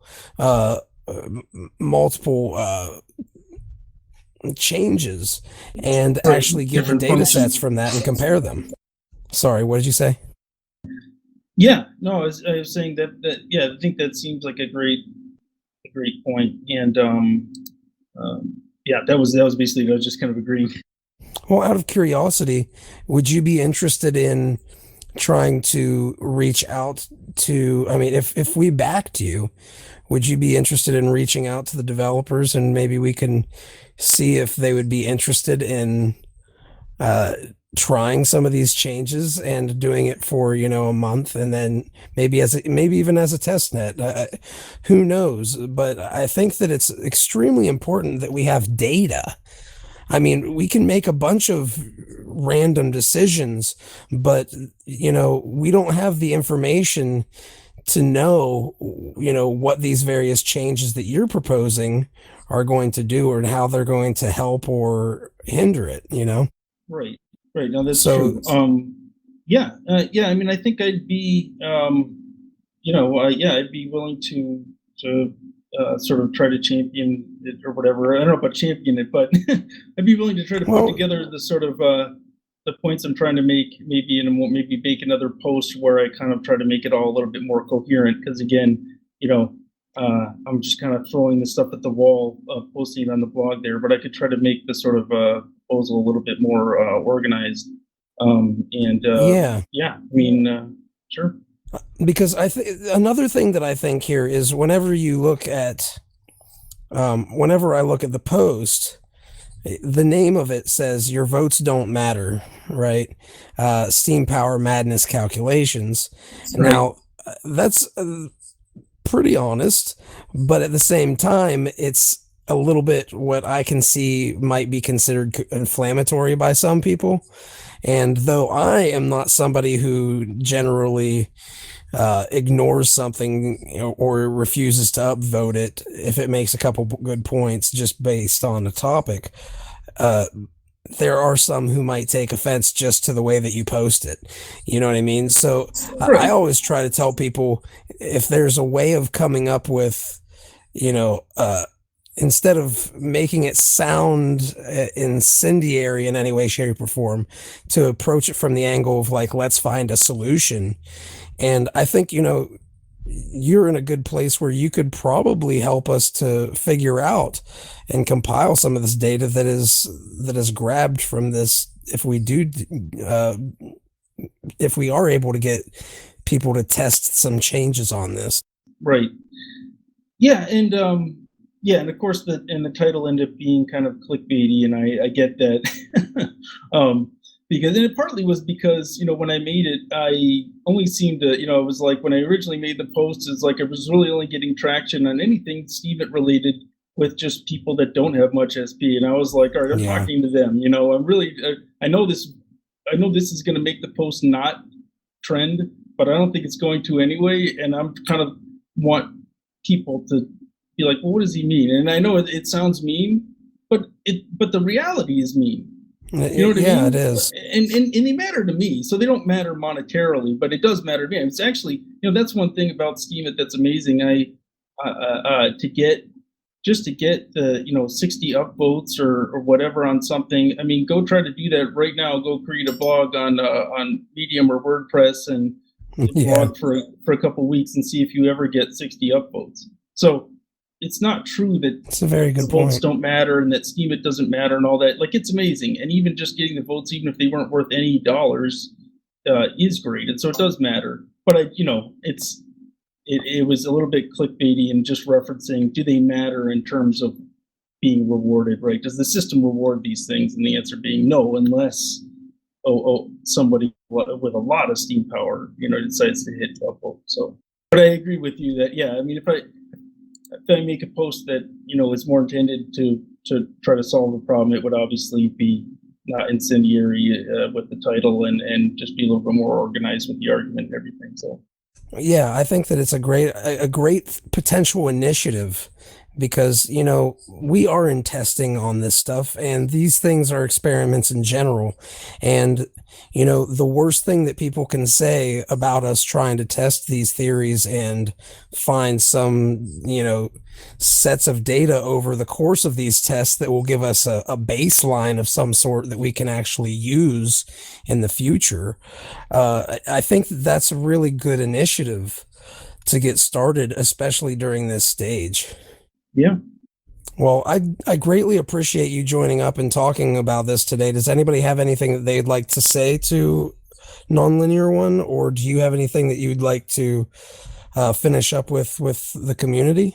Well, I was just going to say, by the way, I'm my name is Brian Gimrick, and I partly say that just because my last name's really hard to announce. So I started adding that to the end of my post and everything, and I'm like, no one's even going to pronounce my name, but it's like Limerick with a G. So that's how we do it. But yeah, that was and I really appreciate being able to come on here. It's always cool like this. This is why I do the meetups. I've been doing a blockchain meetup in Phoenix, Arizona for over a year, and I co-organized that with some other people. We also tend to go to the Bitcoin meetup and stuff, but I like the whole blockchain meetup format because I'm interested in all different things, all different kinds of blockchains. Although Steem, it's totally got my attention lately. But a big nice thing has just been getting people together. In that case, it's a meetup, so it's in person. But even the fact that we record the talks and we put them on YouTube, and even just audio is great. I mean, people being able to hear what people are saying versus just reading text out there, it makes everything more real. And so I think this is a great forum because let people talk to people and let other people listen to the recordings and just hear that people are real and not, that we're not robots, I guess. So I appreciate what you're doing here. Well, and I appreciate all you guys doing what you're doing. And I want to make sure that everybody knows that this server and everything is, if you hear people in the conversations that I have with people, you will know that I am 100% intent on giving Beyond Bitcoin to the community. Sure, I want to eventually work for it in my own little sideshow thing, but overall, I want to be able to give it to you guys. So, everybody who participates and all the people who are doing this stuff. So if you ever want, a room in here, or if you want help with some of these initiatives and organizing them, let me know. I'm very interested in helping with this stuff where I can. Now, I can't do it all. It takes quite a bit of time, for instance, just to, edit and put all of the stuff together real nice and put a custom image for the Hangout every week. And in addition to that, there's a lot of other stuff behind the scenes. So, obviously getting help from the community is a very beneficial thing that we can do. But if you guys are interested in helping in any way, shape, or form with these types of things, let me know, and we can leverage what we have to help you. I personally think it's a great idea, though, to talk about it. And I thank you, Brindle, for bringing him. Yeah, thanks, Brindle. You're welcome. You're welcome, and it's nice to know how to pronounce your name. Thanks. Yeah, and Brindle, people, it's important to let everybody know as well that you went out and found somebody who you thought needed to come on here and talk about something important, and you let them know about it. That's something that is a very powerful role that all of you guys can play. And by doing so, he's going to get a cut of the RSVP thread, if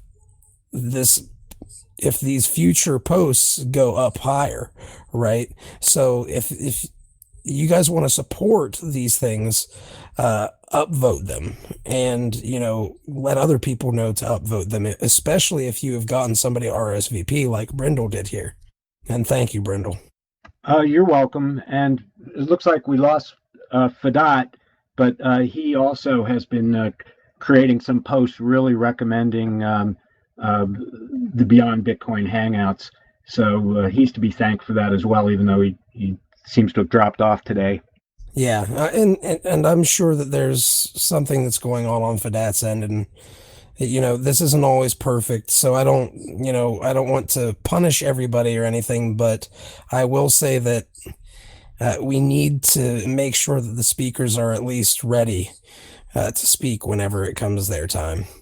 Now, with that said, IntelliGuy, you were AFK for a short period of time, and you thought that Fadat was going to be speaking for a good period of time, but unfortunately, I think he got cut out. So would you like to step up and talk a little bit about what your topic is today? You were actually supposed to be number 4 today at $7.20 with 11 upvotes, and you wanted to talk about cryptocurrency respect.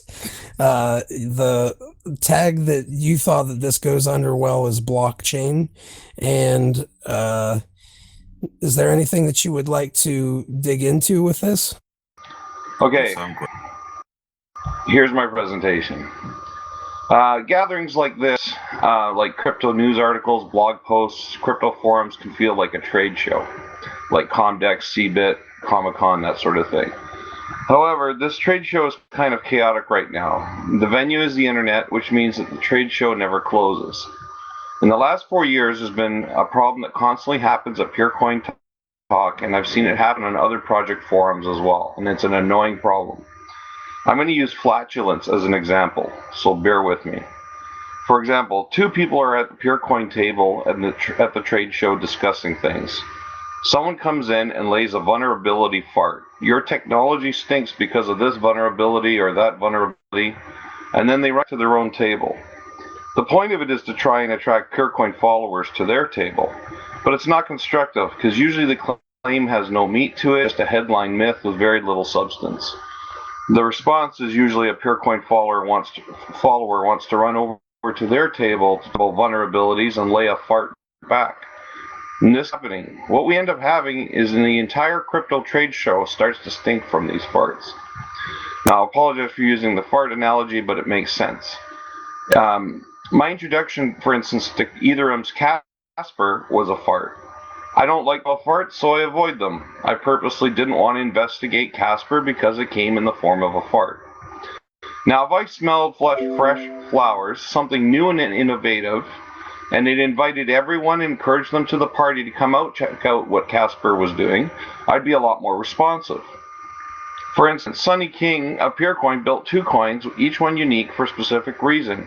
Rarely does he poke holes in other coins. He just keeps developing. It's up to the community to take advantage of it or see the benefits of it. He doesn't sling mud. People will debate with him, and he answers them, but he doesn't go looking for debates from other developers. Sunny King from PeerCoin demonstrates good ethic, manners, and principles, and this is the core of what I'm talking about, and here it comes.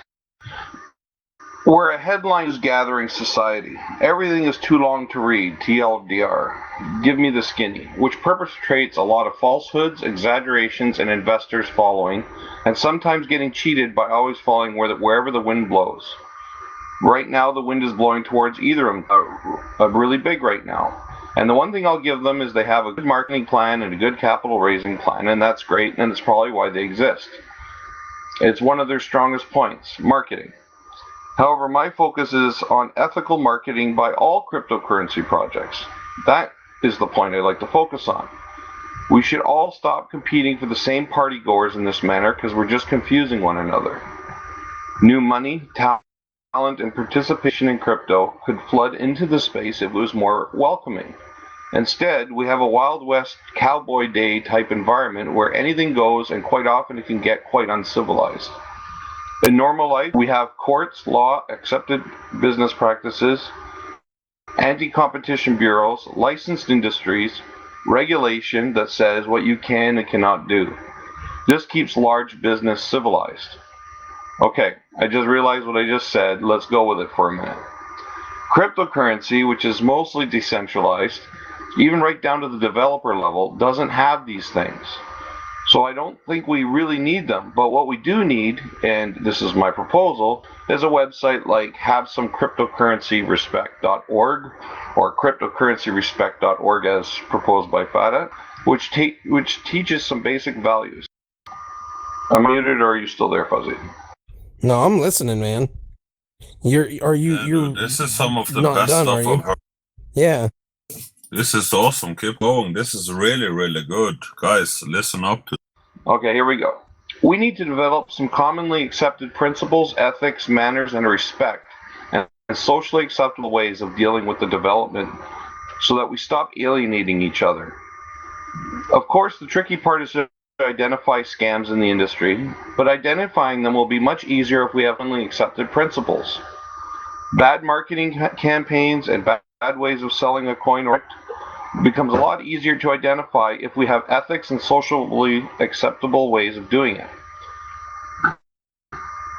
This isn't just about something individually we need to do. It's something that needs to be a mutual understanding that is acknowledged by the majority. When someone acts against commonly accepted principles, ethics, and manners, it will become obvious. Until now, we don't know what these principles and ethics are. So we're going to continue chasing our tails and go nowhere fast.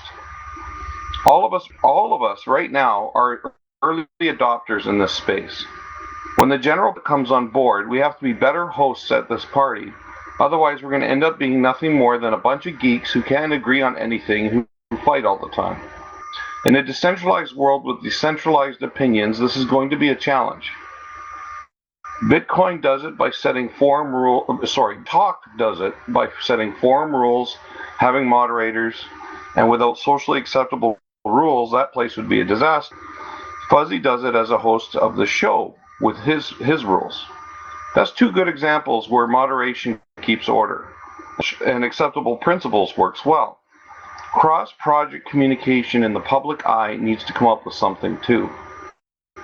However, if this challenge as a whole, or even as a large majority, that'll be enough to graduate us to the next level where all in development can benefit. We'll stop scaring the general layman public who walk into our trade show for the first time and need to see some sort of order to the place. Where are we here? So let's make some progress and stop community cross-fighting. Let's have respect for one another and think about this not just today, but every day. This is how we can be civilized in a decentralized world for the greater of everyone. So let's talk about this and come up with something that would be a social way of handling things. I don't know. This is kind of where I'm looking for community input. I've given you something to think about. I love it, IntelliGuy. And to be honest with you, I wish that you would have been there right whenever I asked you earlier. I know that I told you, oh, dude, you got plenty of time. I suspected that Fadat wasn't going to have any problems, though. So it kind of made it difficult. I wasn't that I was trying to, push you back or anything. It was just, this is the way things happen.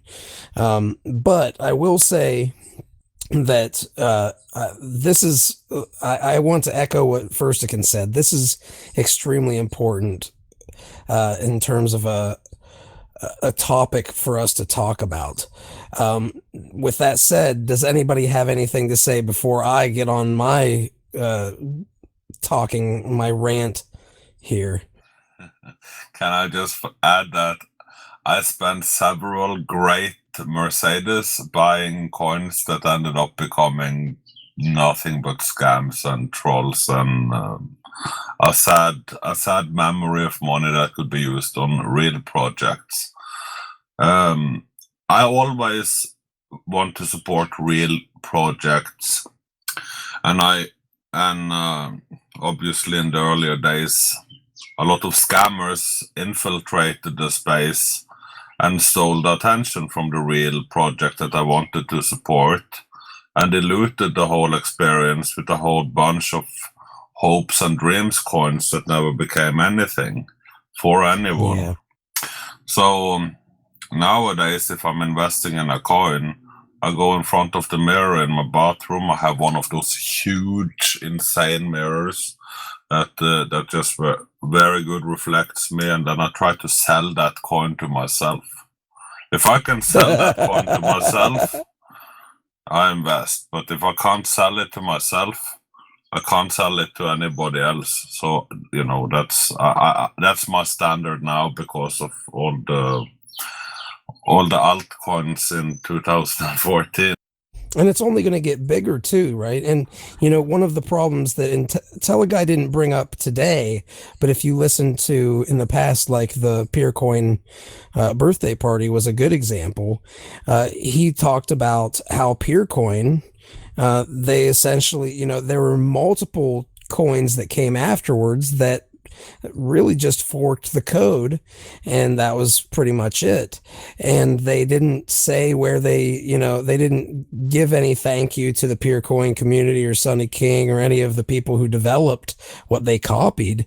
Now, of course, that can be considered the free market, and by some that they might say there's no problem with that whatsoever.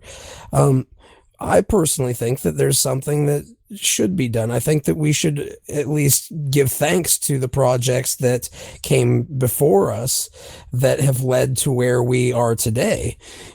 For instance, that's why you hear me talk about PeerCoin with love, because without proof of stake, we wouldn't have delegated proof of stake, which means that, BitShares may not exist in the way that it exists today. And that's one of the coins that I really like, so these are the types of things that you see people who come up, and it's pretty easy for a script kiddie to go out and copy a coin and then say, let's go mine it and make a bunch of money. But the question is, what value does that really provide to the people who are wanting to get into the space and actually support projects that are wanting to build actual value as opposed to just extracting value using somebody else's work? Yeah, I think that from what I've seen and from what we do also on a radio stake pool, we do vet a lot of coin projects and we go through them, the whole community. We just have a list of maybe 2 coins or 2 tokens or 2 projects in general that everybody talks about, and I'll tell them, all right, go out, every one of you, and find some dirt on everything and everyone, and bring it back to the community, and let's talk about it. It's what we do as a due diligence. So if we don't buy a coin, we tell it to everybody else also. So we avoided a lot of scam coins this year. We Rise, the most obvious of them all, but a lot of others too. We have from bitcoin.com, we have Gavin with us there, creation layer. And he has started ICO Intel, which is a service for rating ICOs. It's just started. He doesn't have a business model for it. He just started it after realizing that all these ICO calendars and websites that are listing upcoming ICOs. Not to be rude, but what is it? What is it we're talking about here? We are talking about what you started talking about. Yeah, I know, but it just seems like deviating from it, because the whole presentation had to do with the fact of getting dirt on other coins, and you're saying one of our groups, what we go and get dirt on other coins, and we talk about it, which kind of is the opposite of what I was just talking about. Sorry if you misunderstood the meaning of that. The case is, if you go to bitrex.com, the case is that we are being served every day new coins, and on the calendars, ICO countdown and altcoin calendar and Bitcoin talk announcement thread, etc. We have all these announcements, and maybe when 100 releases have been done, one out of those 100 releases is something like BitShares or something like Steem or something like you would like to back up. But the 99 others are not. So instead of going out there looking for everything that is good, because that, they present that first anyway, the announcement thread is, Sure. this is fantastic, everything.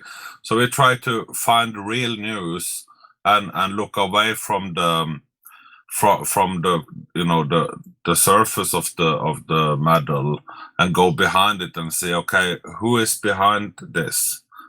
What have they done before? Do they have the knowledge about cryptography so that they actually can build on this, or are they just stealing PeerCoin's code or Mintcoin or some other fork and using it to raise money for themselves and run away? Oh yeah, I fully understand what you're saying, and that's kind of why you have 100 altcoins like that just appear out of it. They're overnighters and stuff, because we're clouding the space.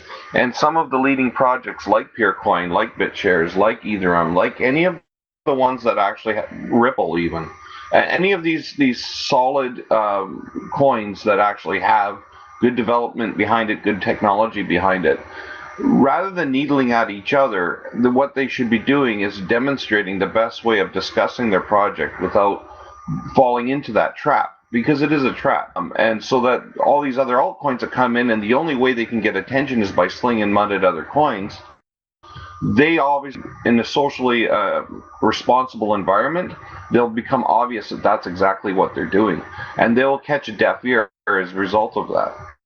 Well, and one of the ways that I've always looked at this, and it might not be the perfect way of looking at it, and it's very early on in Steem, and, distribution isn't very, it's not very well spread out yet, and there's still things that are needing to be fixed before we can even see if it works this way. But the one thing that I've always tried to take this from the angle of is, not only do you want to look at the coin, the technology and the developers, but you also want to look at the community, because guess what? Think about a single developer who's really good at what they do, and tell me one of them that doesn't have a bunch of community members who would upvote them and tell people, yes, this is a legitimate project, because it's pretty rare that you would find a very good developer who's a trustworthy person who doesn't have a following of people who would support them. And, it kind of brings the wisdom of the crowds in, is the hope is that we'll enable people to kind of vet the projects themselves. And if we leave it, rather than attacking projects here or anything like that, we talk about what we all have in common and how we can work together in some ways. And we bring communities together to see that it's not the flag over your head that really matters. It's what you believe in and how you can work with other people, even if they have a different flag or they're part of another clan, so to speak. You can still work with these people because we have a lot of common goals in the blockchain space. Now, the one thing that you see overall in pretty much any kind of Creative Commons, though, is that they ask very little in way of money. But I believe open source is a very similar type of thing to this, where, rather than necessarily asking for money, you should definitely ask people to say, yes, I took this code that was used by this coin and developed by this community and created our own coin. That should be something that everybody should know, and a community like this will ask those types of questions. They'll say, you know, there's nothing wrong with you making a PeerCoin clone as long as you're innovating on it and doing something slightly different that you think is better. But if you're just making the clone to just make the clone and make a bunch of money and then run away, then you're actually harming the project that made it possible for you to make that in the first place. You know, so these are things that are big questions that we have to ask. But I think the start really comes to us coming together and recognizing that we're talking about blockchain technology, not just coins, you know? I think there's actually sort of a problem with what you just said, which is in regards to what you said about there being developers and having a following and getting upvotes and all that. I don't entirely agree with what you're saying there because... Well, I did say preface it by saying that it's early on and the distribution isn't really very good right now. Well, I mean, okay, what I mean by that is, like, let's say outside developers, I think, like, a perfect example of that is, like, Chris and I, who came into crypto. We have, like, you know, a user base that's well established outside of crypto. Just looking at Apex, for example, you know, there's hundreds of players on every day. But to ask them to, you know, go out of their way, for example, to go on Steam and use some platform that they... let's say, you know, they wouldn't normally be using other than, let's say, to upvote us or something like that. The majority of people, like, aren't going to be, you know, willing to do that. I mean, like, some will because, you know, some are, like, loyal, but the majority of people at the end of the day are, you know, I hate to say this, but, like, very lazy. You know what I mean? So it's sort of like, let's say, you know, you ask a person to use Twitter who doesn't use Twitter, you know, they're probably not really going to, you know, pay attention to it a whole lot. I can answer you very well ahead of Fuzzy. Yeah, go ahead. If you, Fuzzy, can I take this one on? Okay. Dude, yeah, PBC Man is, of course, and I are friends with one another. Okay, and PBC Man is got the coin community, very strong community. Very few of them are on Steemit, or if they are, they don't make the relation between their two things. And so it's like, how are you going to get... PeerCoin was having this 4th annual celebration, and it had 2 Steemit people that we knew about. That's it. And we're like, well, how the heck are we going to get on the show? And he says, well, no, you're going to have to put a post on Steemit and see if there's anybody that's there. To our surprise, a lot of people actually did know about our project, even though we didn't know that, and they upvoted it. Now, let me go one further than that, because that was a great example that worked out well. I looked at the posts for the RSVP today, and I just upvoted myself kind of last night at 6 o'clock at night. This post for the RSVP thread was 6 days old, and I'm not that hugely known, and you can tell that by my blog. I get posts that go nowhere all the time, but I put up a post and I says, I'm just on a wing and a prayer. This is what I'm going to talk about. And if you're talking about something, it doesn't matter what you're talking about or who knows you. If you're talking about something and you make a presentation of some sort that intrigues people, they don't have to know anything about you or be from your community. They will upvote it. And I'm proof of that. That's why I got number 4 spot today. So it's go ahead and try. Like you'd be surprised. I wasn't trying to rule it out at all. I was just more so saying I think it's not a fair assumption to make that you know, just because someone is a known developer that they'll have you know, people backing them. And like even on that note, I'm saying not just a well-known developer or a known developer. I'm saying somebody who has produced projects that people really respect. I suspect that you will find it very difficult for them to not have people who will support them.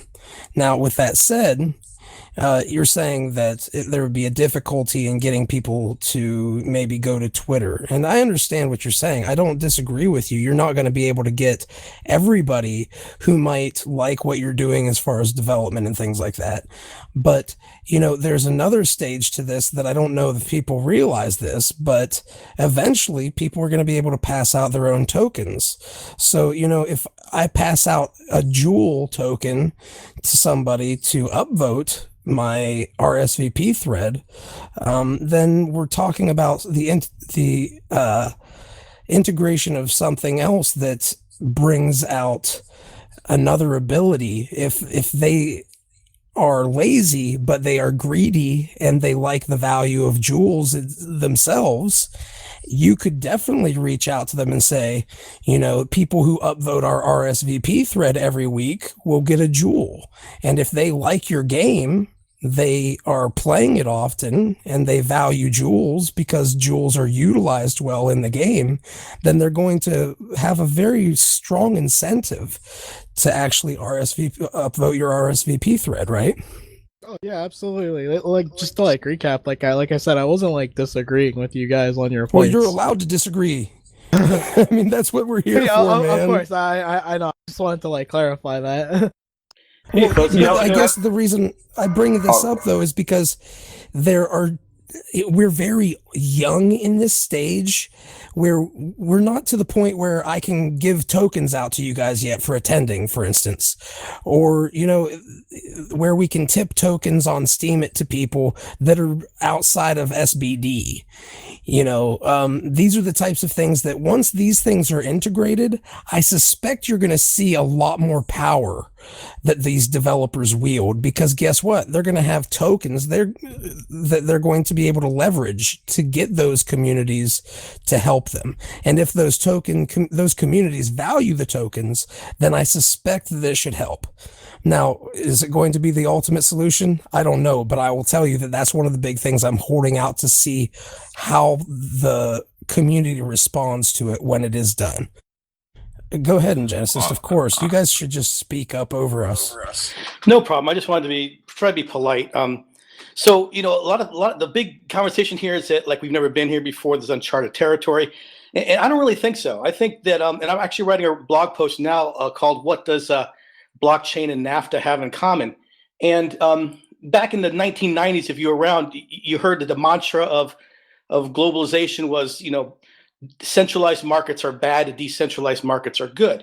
And this is what everybody was talking about. And a lot of the same issues, same problems, same concerns, same complexities were being discussed back then about decentralized markets as they are today. And then this goes farther back to laissez-faire, and it goes back to Adam Smith's this is actually Dave Ricardo's comparative advantage and Adam Smith with his invisible hand and so forth. So there's always been these attempts to decentralize stuff. And now here we are today, after all these attempts to decentralize, there's unintended consequences of that decentralization, that now we have a new decentralization tool to decentralize again. So it seems like a recurring thing.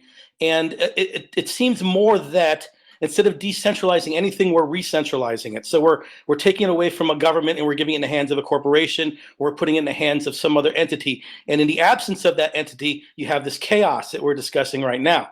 So I guess modern society, if you want to look at precedent, we've developed these certifications and so forth to make certain that an individual who does speak out on a condition is in fact qualified to do so. And then that creates a bureaucracy among itself. It becomes top heavy, falls over. And we're just kind of in the same boat altogether. Where I see the integration between blockchain and humanity happening is at the back end, at the adjudication side. So when you build these blockchains, a computer can replace some of the judgment, but not all of the judgment of a human being. So the problem is to separate which judgments does a human being make which can be attributed to a blockchain, and which judgments does a human being make that cannot be attributed to a blockchain. And then what you have to do is separate the process along those lines.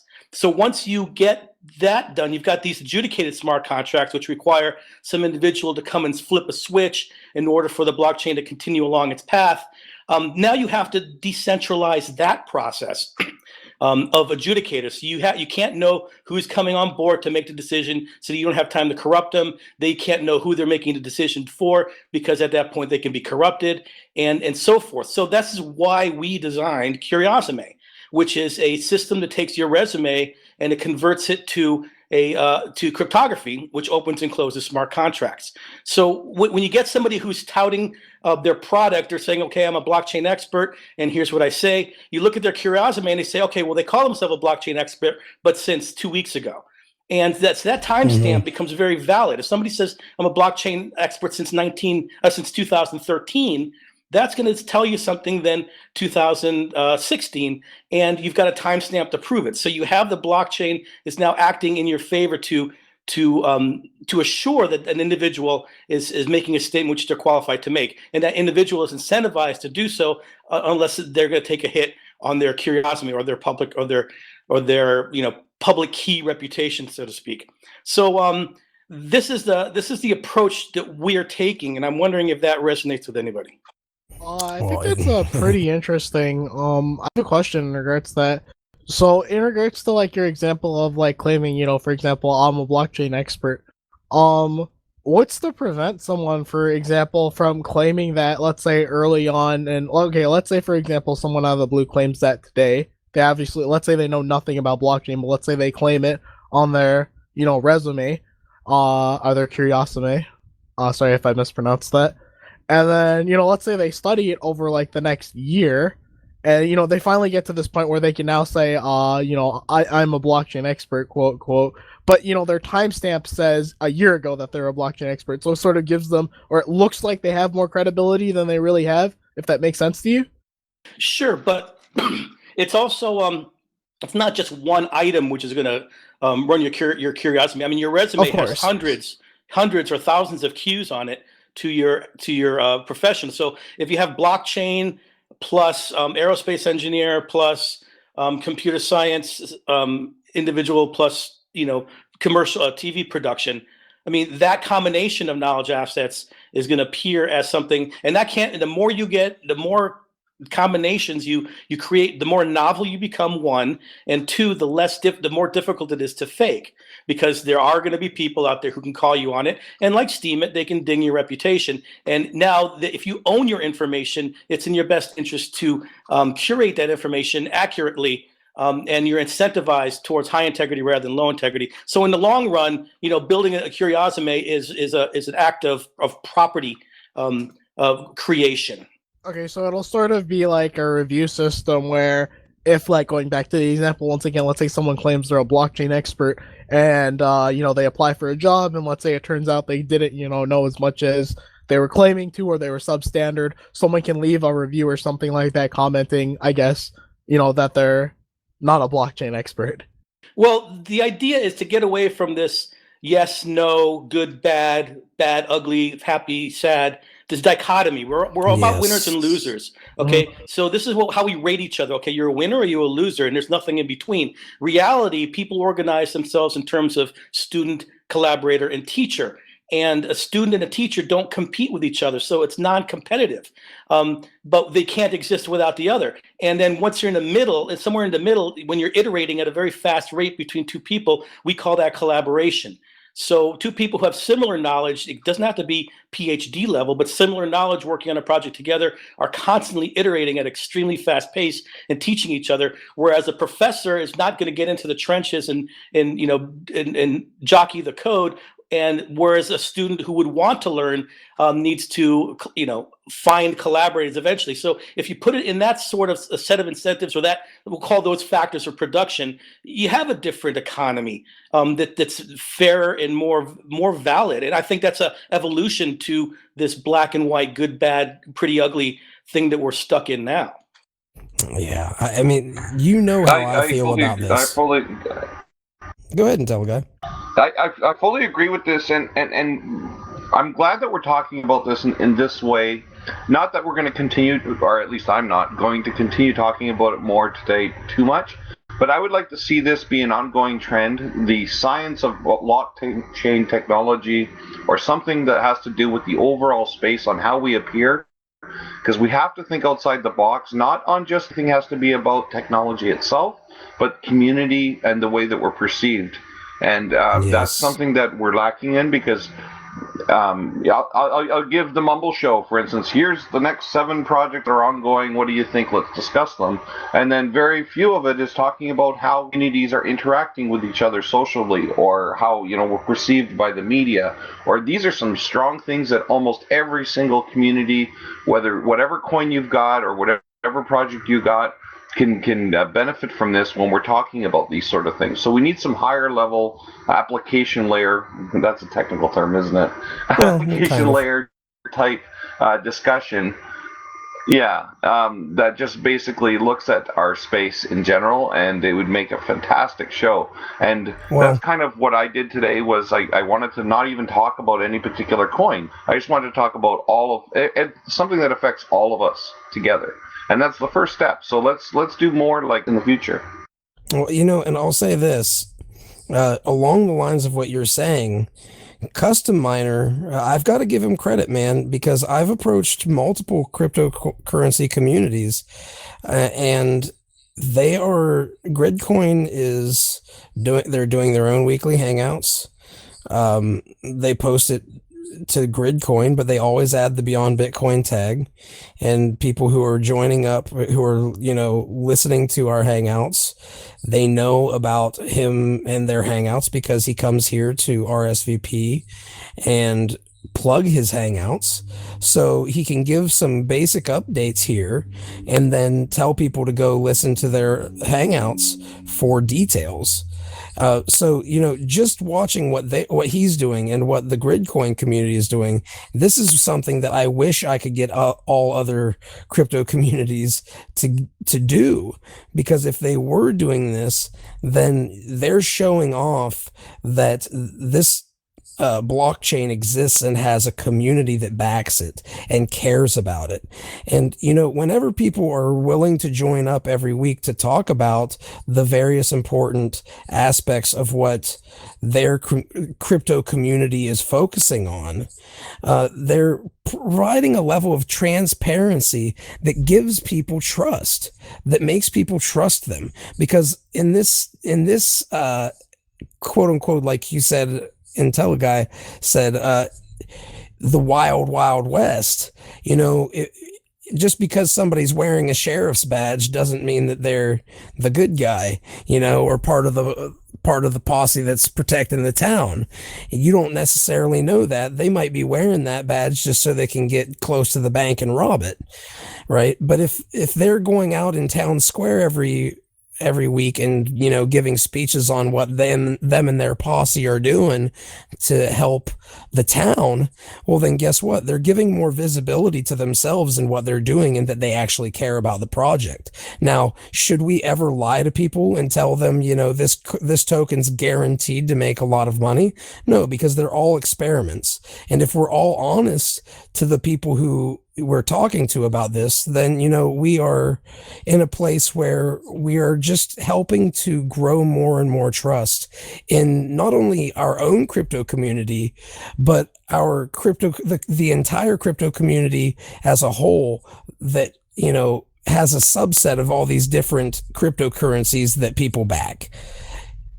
So I think that I guess my point is that I want to thank Custom Miner, because this is the direction that I'm trying to take this. I'm trying to get people and communities to start focusing on providing that kind of content, because along with that comes trust, and that trust can be leveraged. And though Jules is right that let's face it, you might have a lot of people who care about you and think that you do a great job, but they're not always going to support you just because that 1 minute that it takes them to sign up and upvote isn't enough. But if we find the solutions in Steem, like I'm trying to do, and what I'm actually paying pretty much all the SBD I earn from these hangouts to build the solutions for, we can have things like front end pages that only cover a certain crypto community's content, and they can all be part of that front end, that website as a guild, and they can upvote the content and curate it and represent that guild or that crypto community. So these are the types of things that we need, the tools, and we also need to try to come together to work on being paying attention to the fact that what IntelliGuy is talking about is these are valid things that communities need to take into consideration. We're not going to have a very long period of time before, you know, big banks start coming in and saying, you don't want to be part of this wild, wild west cryptocurrency stuff where they're all going to just steal money from you. You want to be part of our bank and use our private blockchain. You know, these are the things that banks are going to try to do whenever they start adopting it. And the question is, are we going to work together? Fuzzy, permission ledgers and things like that are in fact the process of re-centralization in my mind. If you look at the trend that NAFTA took, and I could tell you deep into the details of that because I was there. That's what I'm seeing is, okay, now we're just doing the same thing over again. We're going to create all these unintended consequences, and 20 years from now, we're going to have to solve it again. So only with a bigger problem that is a kind of a sustaining system that is hard to you know, disassemble. Well, blockchain is the efficiencies of blockchain are exponential. The efficiencies of comparative advantage were linear. So we're dealing with a much, much more powerful technology here, and we really, really ought to get it right. I'm attaching here the link for Curiosity in case anybody's interested. Yes, I've been thinking 20 years ahead. Heck, even 40 years ahead. And I'm thinking, I mean, we are blessed, all of us here. We are blessed. No matter who we are, what coin we are invested in, and, you know, we have all come in early, and hopefully everybody here has a shipload of coins for sale at higher prices, 4-digit, 5-digit, whatever. But 40 years down the line, they will be dealing with cryptocurrency, obviously, and it won't be easy money for any of those because it will be the normal currency. You take a job at 7-Eleven when the robot doesn't work anymore, and you get paid in I don't know, in BitShares or PeerPlays or something like that. And by then, we must have had, you know, invented a crypto ID, something that everybody's using to identify themselves with the machines that are now taking payment. We might all get rich, have villas, great lives, all those things. But in the hand of the wrong people down the line, of a shift of generation down the line, yes. You know, the next generation might get imprisoned extremely hard in the crypto systems that we are toying with now. Yes. This is something, man, I'm so glad you bring it up. Oh, are you done? Yeah, I was on mic drop. That's a hell of a place to leave it, man. I mean, this is the stuff that keeps me really always thinking about this, because to me, you know, the early Bitcoiners have a lot of potential power over how all these altcoins grow up, you know, and the traders, you know, with lots of money can make or break a project just by dumping on it. You know, these are things that can actually happen, and the distribution of these tokens are extremely important. But then if you think about it, in addition to everything else, like you're saying, expand this viewpoint out.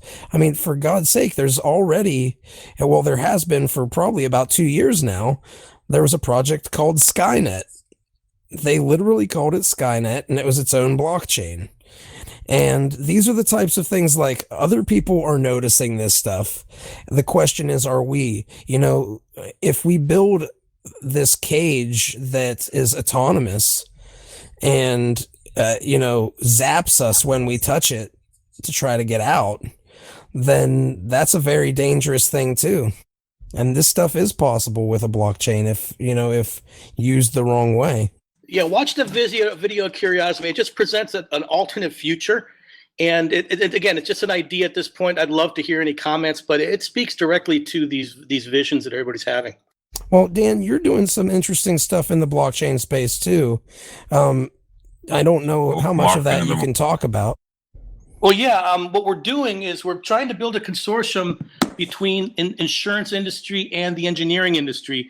And the reason for that is that we think that R3 and those guys are kind of barking up the wrong tree with banks, because banks are looking for the speculation. They're looking to replace the back office, which is the same thing that NAFTA was built on, whereas the insurance companies tend to have a longer view vision, and we're looking towards licensed professional engineers as the validation tool for real life proof of work. So a hybrid between real life and proof of stake is what we're kind of aiming at, and the objective is an intrinsic coin. Economics textbooks will say that a nation will stores its value in debt, which is future productivity, gold, which we all love and know, or infrastructure. So nobody's paying any attention to the idea of storing value in infrastructure, and that's something that markets utterly depend on. So it's kind of a, if you could present it in that way, it's a no-brainer. We've also published a proof that the blockchain itself is insurable, but the interface between the physical world and the digital world is not insurable, and that's where all the hacks are happening and all the. So it's also defensible. So these are the theories upon which we're basing this consortium, and it's actually, to my surprise, doing better than I expected. So I'm heading down to Stanford next week to talk about founding the consortium at Stanford, and some of the groups that we're talking with, insurers and bankers, are really quite interested and excited. So, and I also talked to R3. I talked to Tim Swanson a lot, and they're so generous and so helpful in what they're doing. I think there is still a lot of benevolence in this higher sphere of trying to organize the blockchain in certain ways. So maybe they're copying our ideas. I don't care. It doesn't matter. But he gives me a lot of ideas. So it's really a good community. And that's the thing, if you got good communities who work together and share these ideas and give credit to one another for the ideas when they have had them, which I think this really surrounds what you talk about when you talk about collaborative capitalism. It's kind of mind-blowing for some people to kind of wrap their heads around that. But once you do, which I suspect that anybody who's watching the video that you posted the link to, which I recommend everybody check that out, that they will walk away recognizing what you mean and what the power of this is. Sorry, first, I noticed that you were talking right around the same time I was. Yeah, no, I just wanted to say I would love you if you could provide, if there is at Stanford live stream or somebody recording it, and also the people you mentioned, if they would be able to be interviewed by you, audio, video, whatever is convenient, text for that matter, to hear their opinions about the stuff that you would like to ask them. I think that would be extremely interesting. Well, those are gonna be personal meetings. It's not a presentation. They're personal meetings with individuals. But the thesis has been published in the National Association of Insurance Commissioners, and give me a second. I'll post that right now. It's a little bit dense, but it really makes the argument, shows the proof, and it's not mathematical, so you can read through it. And then, of course, the NSPE paper, National Society of Professional Engineers paper, is coming out in 2 weeks. I'm still haggling with them over these trivial details, but so be a bureaucracy that it is. So yeah, we are making progress, and I'm not an expert at this. I just plugging along and pushing it forward through the eye of the needle, so to speak. That's kind of how we become experts, though, isn't it? Through the actual actions. Well, just so you know first, and Dan Robles, aka in Genesis tier, he does post to Steem it a lot of his content as well. He usually adds it under the Beyond Bitcoin tag and others, but you can usually find it under the Beyond Bitcoin stream as well. But I've been talking to him for quite some time about precisely this, leveraging the meetings, the public meetings and stuff like that he has to create content that he can post on Steem it and get, because he can actually get paid a little bit for teaching everybody what he's up to. And whenever you set this precedent, now it becomes a lot more difficult for other people to come in and not want to go by this standard that has been set by people who've done really good work, it's a little bit harder for people to scam, because if I have to go through this, and this, to get people's attention and trust to the point where they're even going to fork out a fraction of a BTC to me, then we're looking at a place where we're starting to, I think, find a means of kind of protecting from those scams and kind of disincentivizing them, and by putting some barriers there that will actually also at the same time reward those who jump over them and take the time to jump over them and have built up the credentials to be able to easily jump over them, if that makes any sense. Here's the white paper from the NAIC. So yeah, I could sound like a raging maniac, but they're listening too. So I guess that means something. Well, I'm glad that you stopped by, man. And I'm glad that, I'm glad that you brought that up to him, because I like to try to remind Dan, because he's got so much content. And all you need to do is to have your phone with the recorder function on, and just tell everybody that that you find interesting, and say that, hey, I'm interviewing interesting, intelligent people, and I would like to do an interview with you. How about tomorrow at lunchtime? And trust me, they will all say yes. Well, many of them will. Some of them might stand you up and other things, but you will overall get a lot of the good ones. If they do that, then just reschedule or something if you can. Yeah. True. I mean, most people will say yes and be happy to speak their opinion about, as an intelligent, bright human being that is having a lot of knowledge and want to bring that knowledge out to be valuable to the society that he or she lives in. Well, when the National Society of Professional Engineers white paper is released, all hell is going to break loose.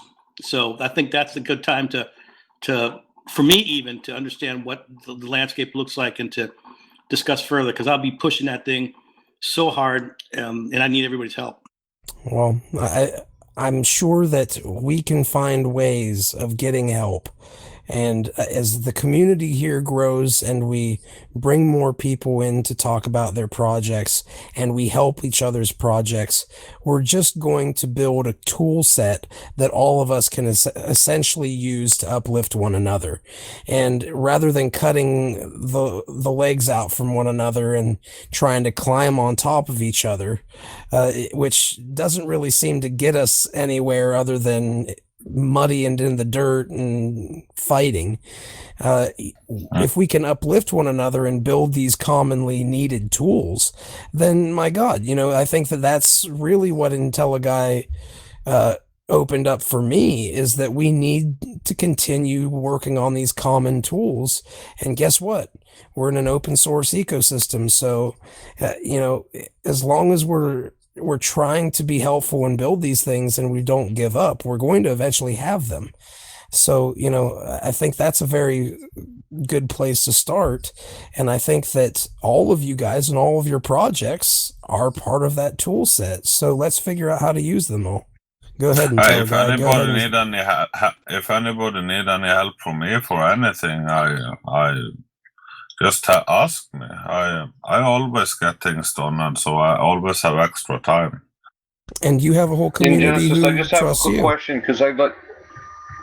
Go ahead and tell me. Yeah, I got a whole community. I got a whole community that could be reading your white paper, your newsletter out loud, recording it as a audiobook with Pink Floyd playing in the background. And that's the same thing. All of you guys can do it too. IntelliGuy, go ahead, dude. Sorry. We just keep talking around the same exact time. Oh, just while I have him, because I've already found in Genesis on Steem it, and I was looking at the YouTube, and he put the PDF in it. It looked very interesting, and my God, this guy is a TLDR for sure. Like it's going to take me a while to get up to speed on what he's got. Yeah. I just wanted to shoot to a particular question. I just want to know briefly, what is your stance on privacy issues on blockchains? Because like KYC now and stuff, which kind of stunts growth in that regard. So I'm just wondering what you think. Okay, well, I think, and I put together a panel and moderated a panel on this precise topic at the Future of Money and Technology Summit less than a year ago. And we had Tim Swanson from R3, we had the lady from, anyway, some very interesting people. And the economy is that, R3 is trying to become the central storage house for central clearinghouse for your identity. Right now the government does that with your social security number, and we've got our issues with that. Well, banks think, well, we manage information, not really money. We're actually managing information about money, or we are the ideal place to now manage identity. And I find that particularly dangerous, and I've told them so. And the other aspect of where there's absolutely pure anonymity also has problems. So what we did with Curiosame, and again, too long to read, but 17 minutes isn't too long to watch, yet few will do so. In that 17 minutes, we describe a system which is anonymous until the point of transaction.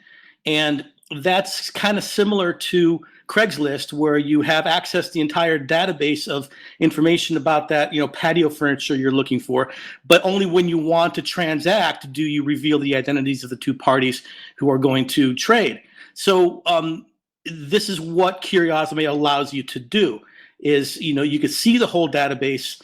And in terms of identity for KYC AML, one of a guy from Morgan Stanley is a huge advocate of our work.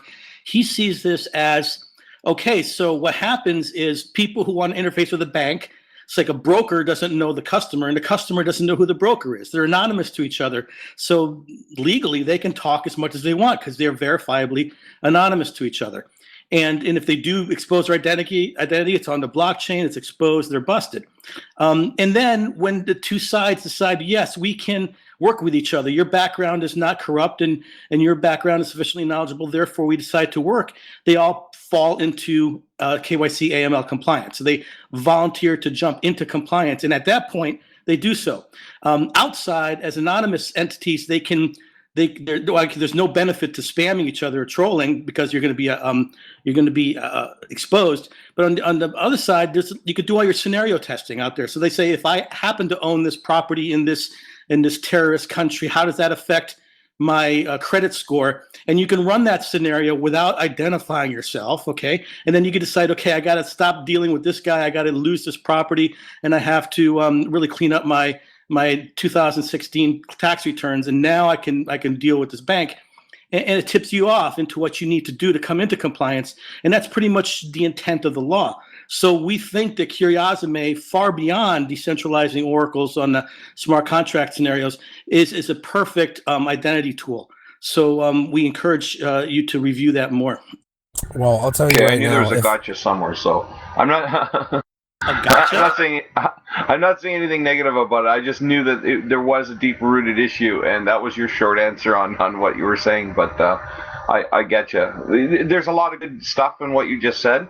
I keep hitting the same wall that I believe that money in my pocket for legitimate reasons should be money in my pocket. And when I go to a flea market, I don't want to know the seller's name, and I don't want to know, he doesn't need to know mine, and we don't need to show ID. And I'm buying something for $20. I want to buy it for $20 because I've earned that $20 after the government has shaved off everything that it possibly can to leave me with $20. So I'm not. I agree with like a lot of things. There has to be a healthy medium in between the two. So I'm going to be very interested in more about what you're proposing with that thing. I like the idea of the anonymous broker thing, just to protect people on stuff like that. So we'll see where this goes.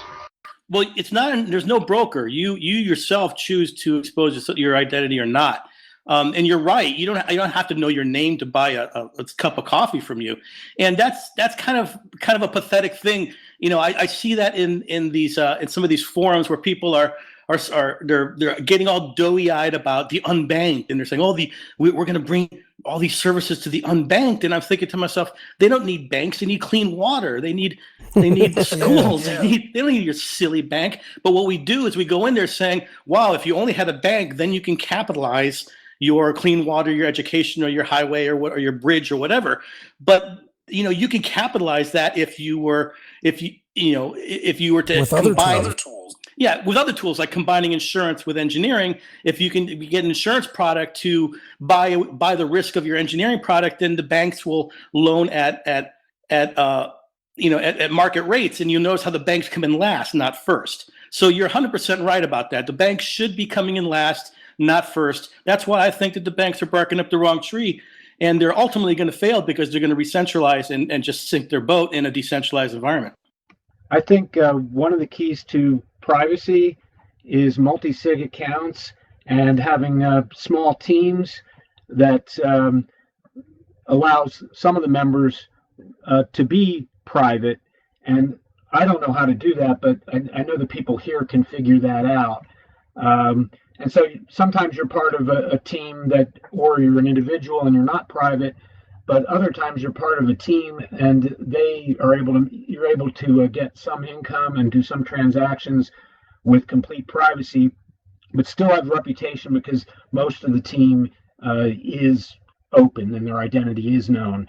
But well, that's what Curiosame does. If you look at it, the ideal is at some point in time, you would wake up in the morning and you would insert your public key, and then all of a sudden you'd see all the contracts that you're going to adjudicate today, and then you go adjudicate them, insert your private key, it gets done, and you get paid. So that's the vision of the future that we're aiming at. Purely, it's autonomous and it's private and it's verifiable. It has all the proofs and security measures of a blockchain, except as a hybrid model.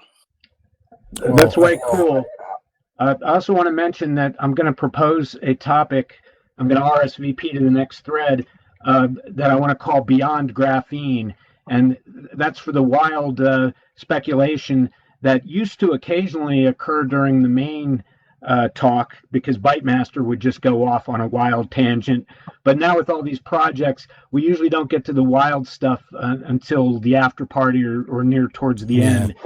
So I just did a post about that mentioning Beyond Graphene for next week. Awesome. Well, I look forward to it. I know I actually see it here on the Beyond Bitcoin tag, the sub Steem is what I like to call it. But I want to just let everybody know, please consider watching the Curiosame video. Dan Robles has been doing this, has been searching. This is how I say it, Dan, and you can tell me if I'm wrong, but I think that I think I'm 100% right on this. I think that you've been working on what you've been working on, which is Curiosame, the ideas behind it, for what, 23 years now?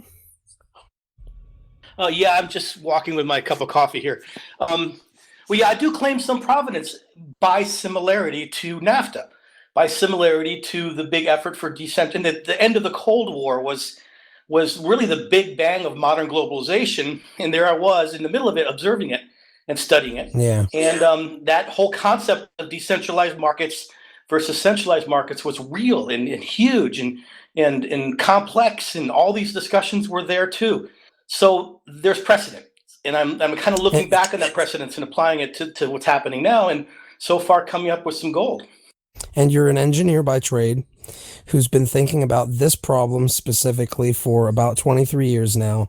And it seems like blockchain technology is, to a degree, what you've been looking for all this time. Yeah, I mean, I've got posts going back long before blockchain talking about alternate currencies, alternate economics, and I wasn't alone. I mean, there are thousands of people doing it. And then it took another big thing like the financial crisis to spark this, subconscious set of ideas that came out of the invention of Bitcoin. It's just remarkable, but some are there, some are not, and I won't be here, 20 years or 30, 40 years from now. So it's all up to the next crowd to see it now and catch it again in the future. So I don't know. It's a turning wheel, and as old guys have a place, the young guys have a different place. So I don't try to compete with them, but that really speaks to the whole model of student teacher, where we can show you what happened. I was the activist of this. I was an activist, a serious activist for years. So, we were fighting against all kinds of stuff that, activists today are fighting against stuff too, So we're kind of the old generation sharing what we saw with the new generation. And that's the part we're playing. So it's really important to bring those groups together, and they're more than willing to be together. And those groups are also a demographic who have been trying to find the solutions, who have reached their pain point for the current system and how it works, and are actively searching for solutions. So the demographic in these communities, it seems to me like a gold mine for anybody who's trying to get people on board to help build the solutions. And something like Curiosime, once people understand how it would work, I think that I still think it's a killer app that I'm waiting for. And, I'll support it wherever I can. And I would actually go as far as to remind you that we do have these Hangouts every Friday. And if you ever want to RSVP specifically to talk about it, we would love to hear more of it. Now, with that said, we're at 3 hours, and I'm actually considering maybe leaving it around 3 hours, the maximum that we go. But I do want to say thank you for everybody who attended this week, and we will definitely see anybody who wants to join us up next week. And please consider, if there are people who are working on projects that you trust and believe in, consider asking them to RSVP here. Whereas with most different crypto media projects, you have to pay to get coverage. Here you can join up and you can talk about what you want to talk about on a regular basis and actually make some money out of it. If you get upvoted, you're going to be talking, and you're also going to get a cut if you're in the top 3. So I just want to let everybody know that these tools are being built, and I'm going to be using every single SBD I get pretty much to build Beyond Bitcoin's tools that it'll be open source for anybody to use for their own similar Hangouts or whatever. But we want to build tools to help enable you guys to really work on building communities, rewarding communities who help you and help various projects. So I want to let you guys know that any votes that you ever give us, if you are considering going between 10% and 100%, try to go closer to the 100%, because I promise you that the money that I'm going to be spending is going to be going directly to building tools. In addition to that, if you are a developer who would like to help build these tools, please contact me. Please show up to these Hangouts or RSVP to a Hangout to talk about something that you are building that you think might help us to move forward with some of the tools that we're trying to build. We are looking for good people at all times, and the more good people we get on board, the more successful we're going to be. I'm already reaching out to people, and I have an interview with Alina, the CEO from Satoshi Labs, aka the creator of Trezor. And there are other people that we're reaching out in our network already and expanding, like Lynn Albrecht, I believe is how you say it. I've always said it Albright, but interested in these Hangouts, who I've been talking to outside of the Hangouts. And if everybody's doing that, I assure you that once we get the tools to pass out these tokens, those of you who are attending and participating in this are going to be very happy. So I just want to thank everybody for showing up, remind you to RSVP, remind you to vote every week for the people that you want to get coverage and who you would like to see paid for getting their coverage. And with that said, I'm going to end this, and we will see you guys next week. La la la la la la la.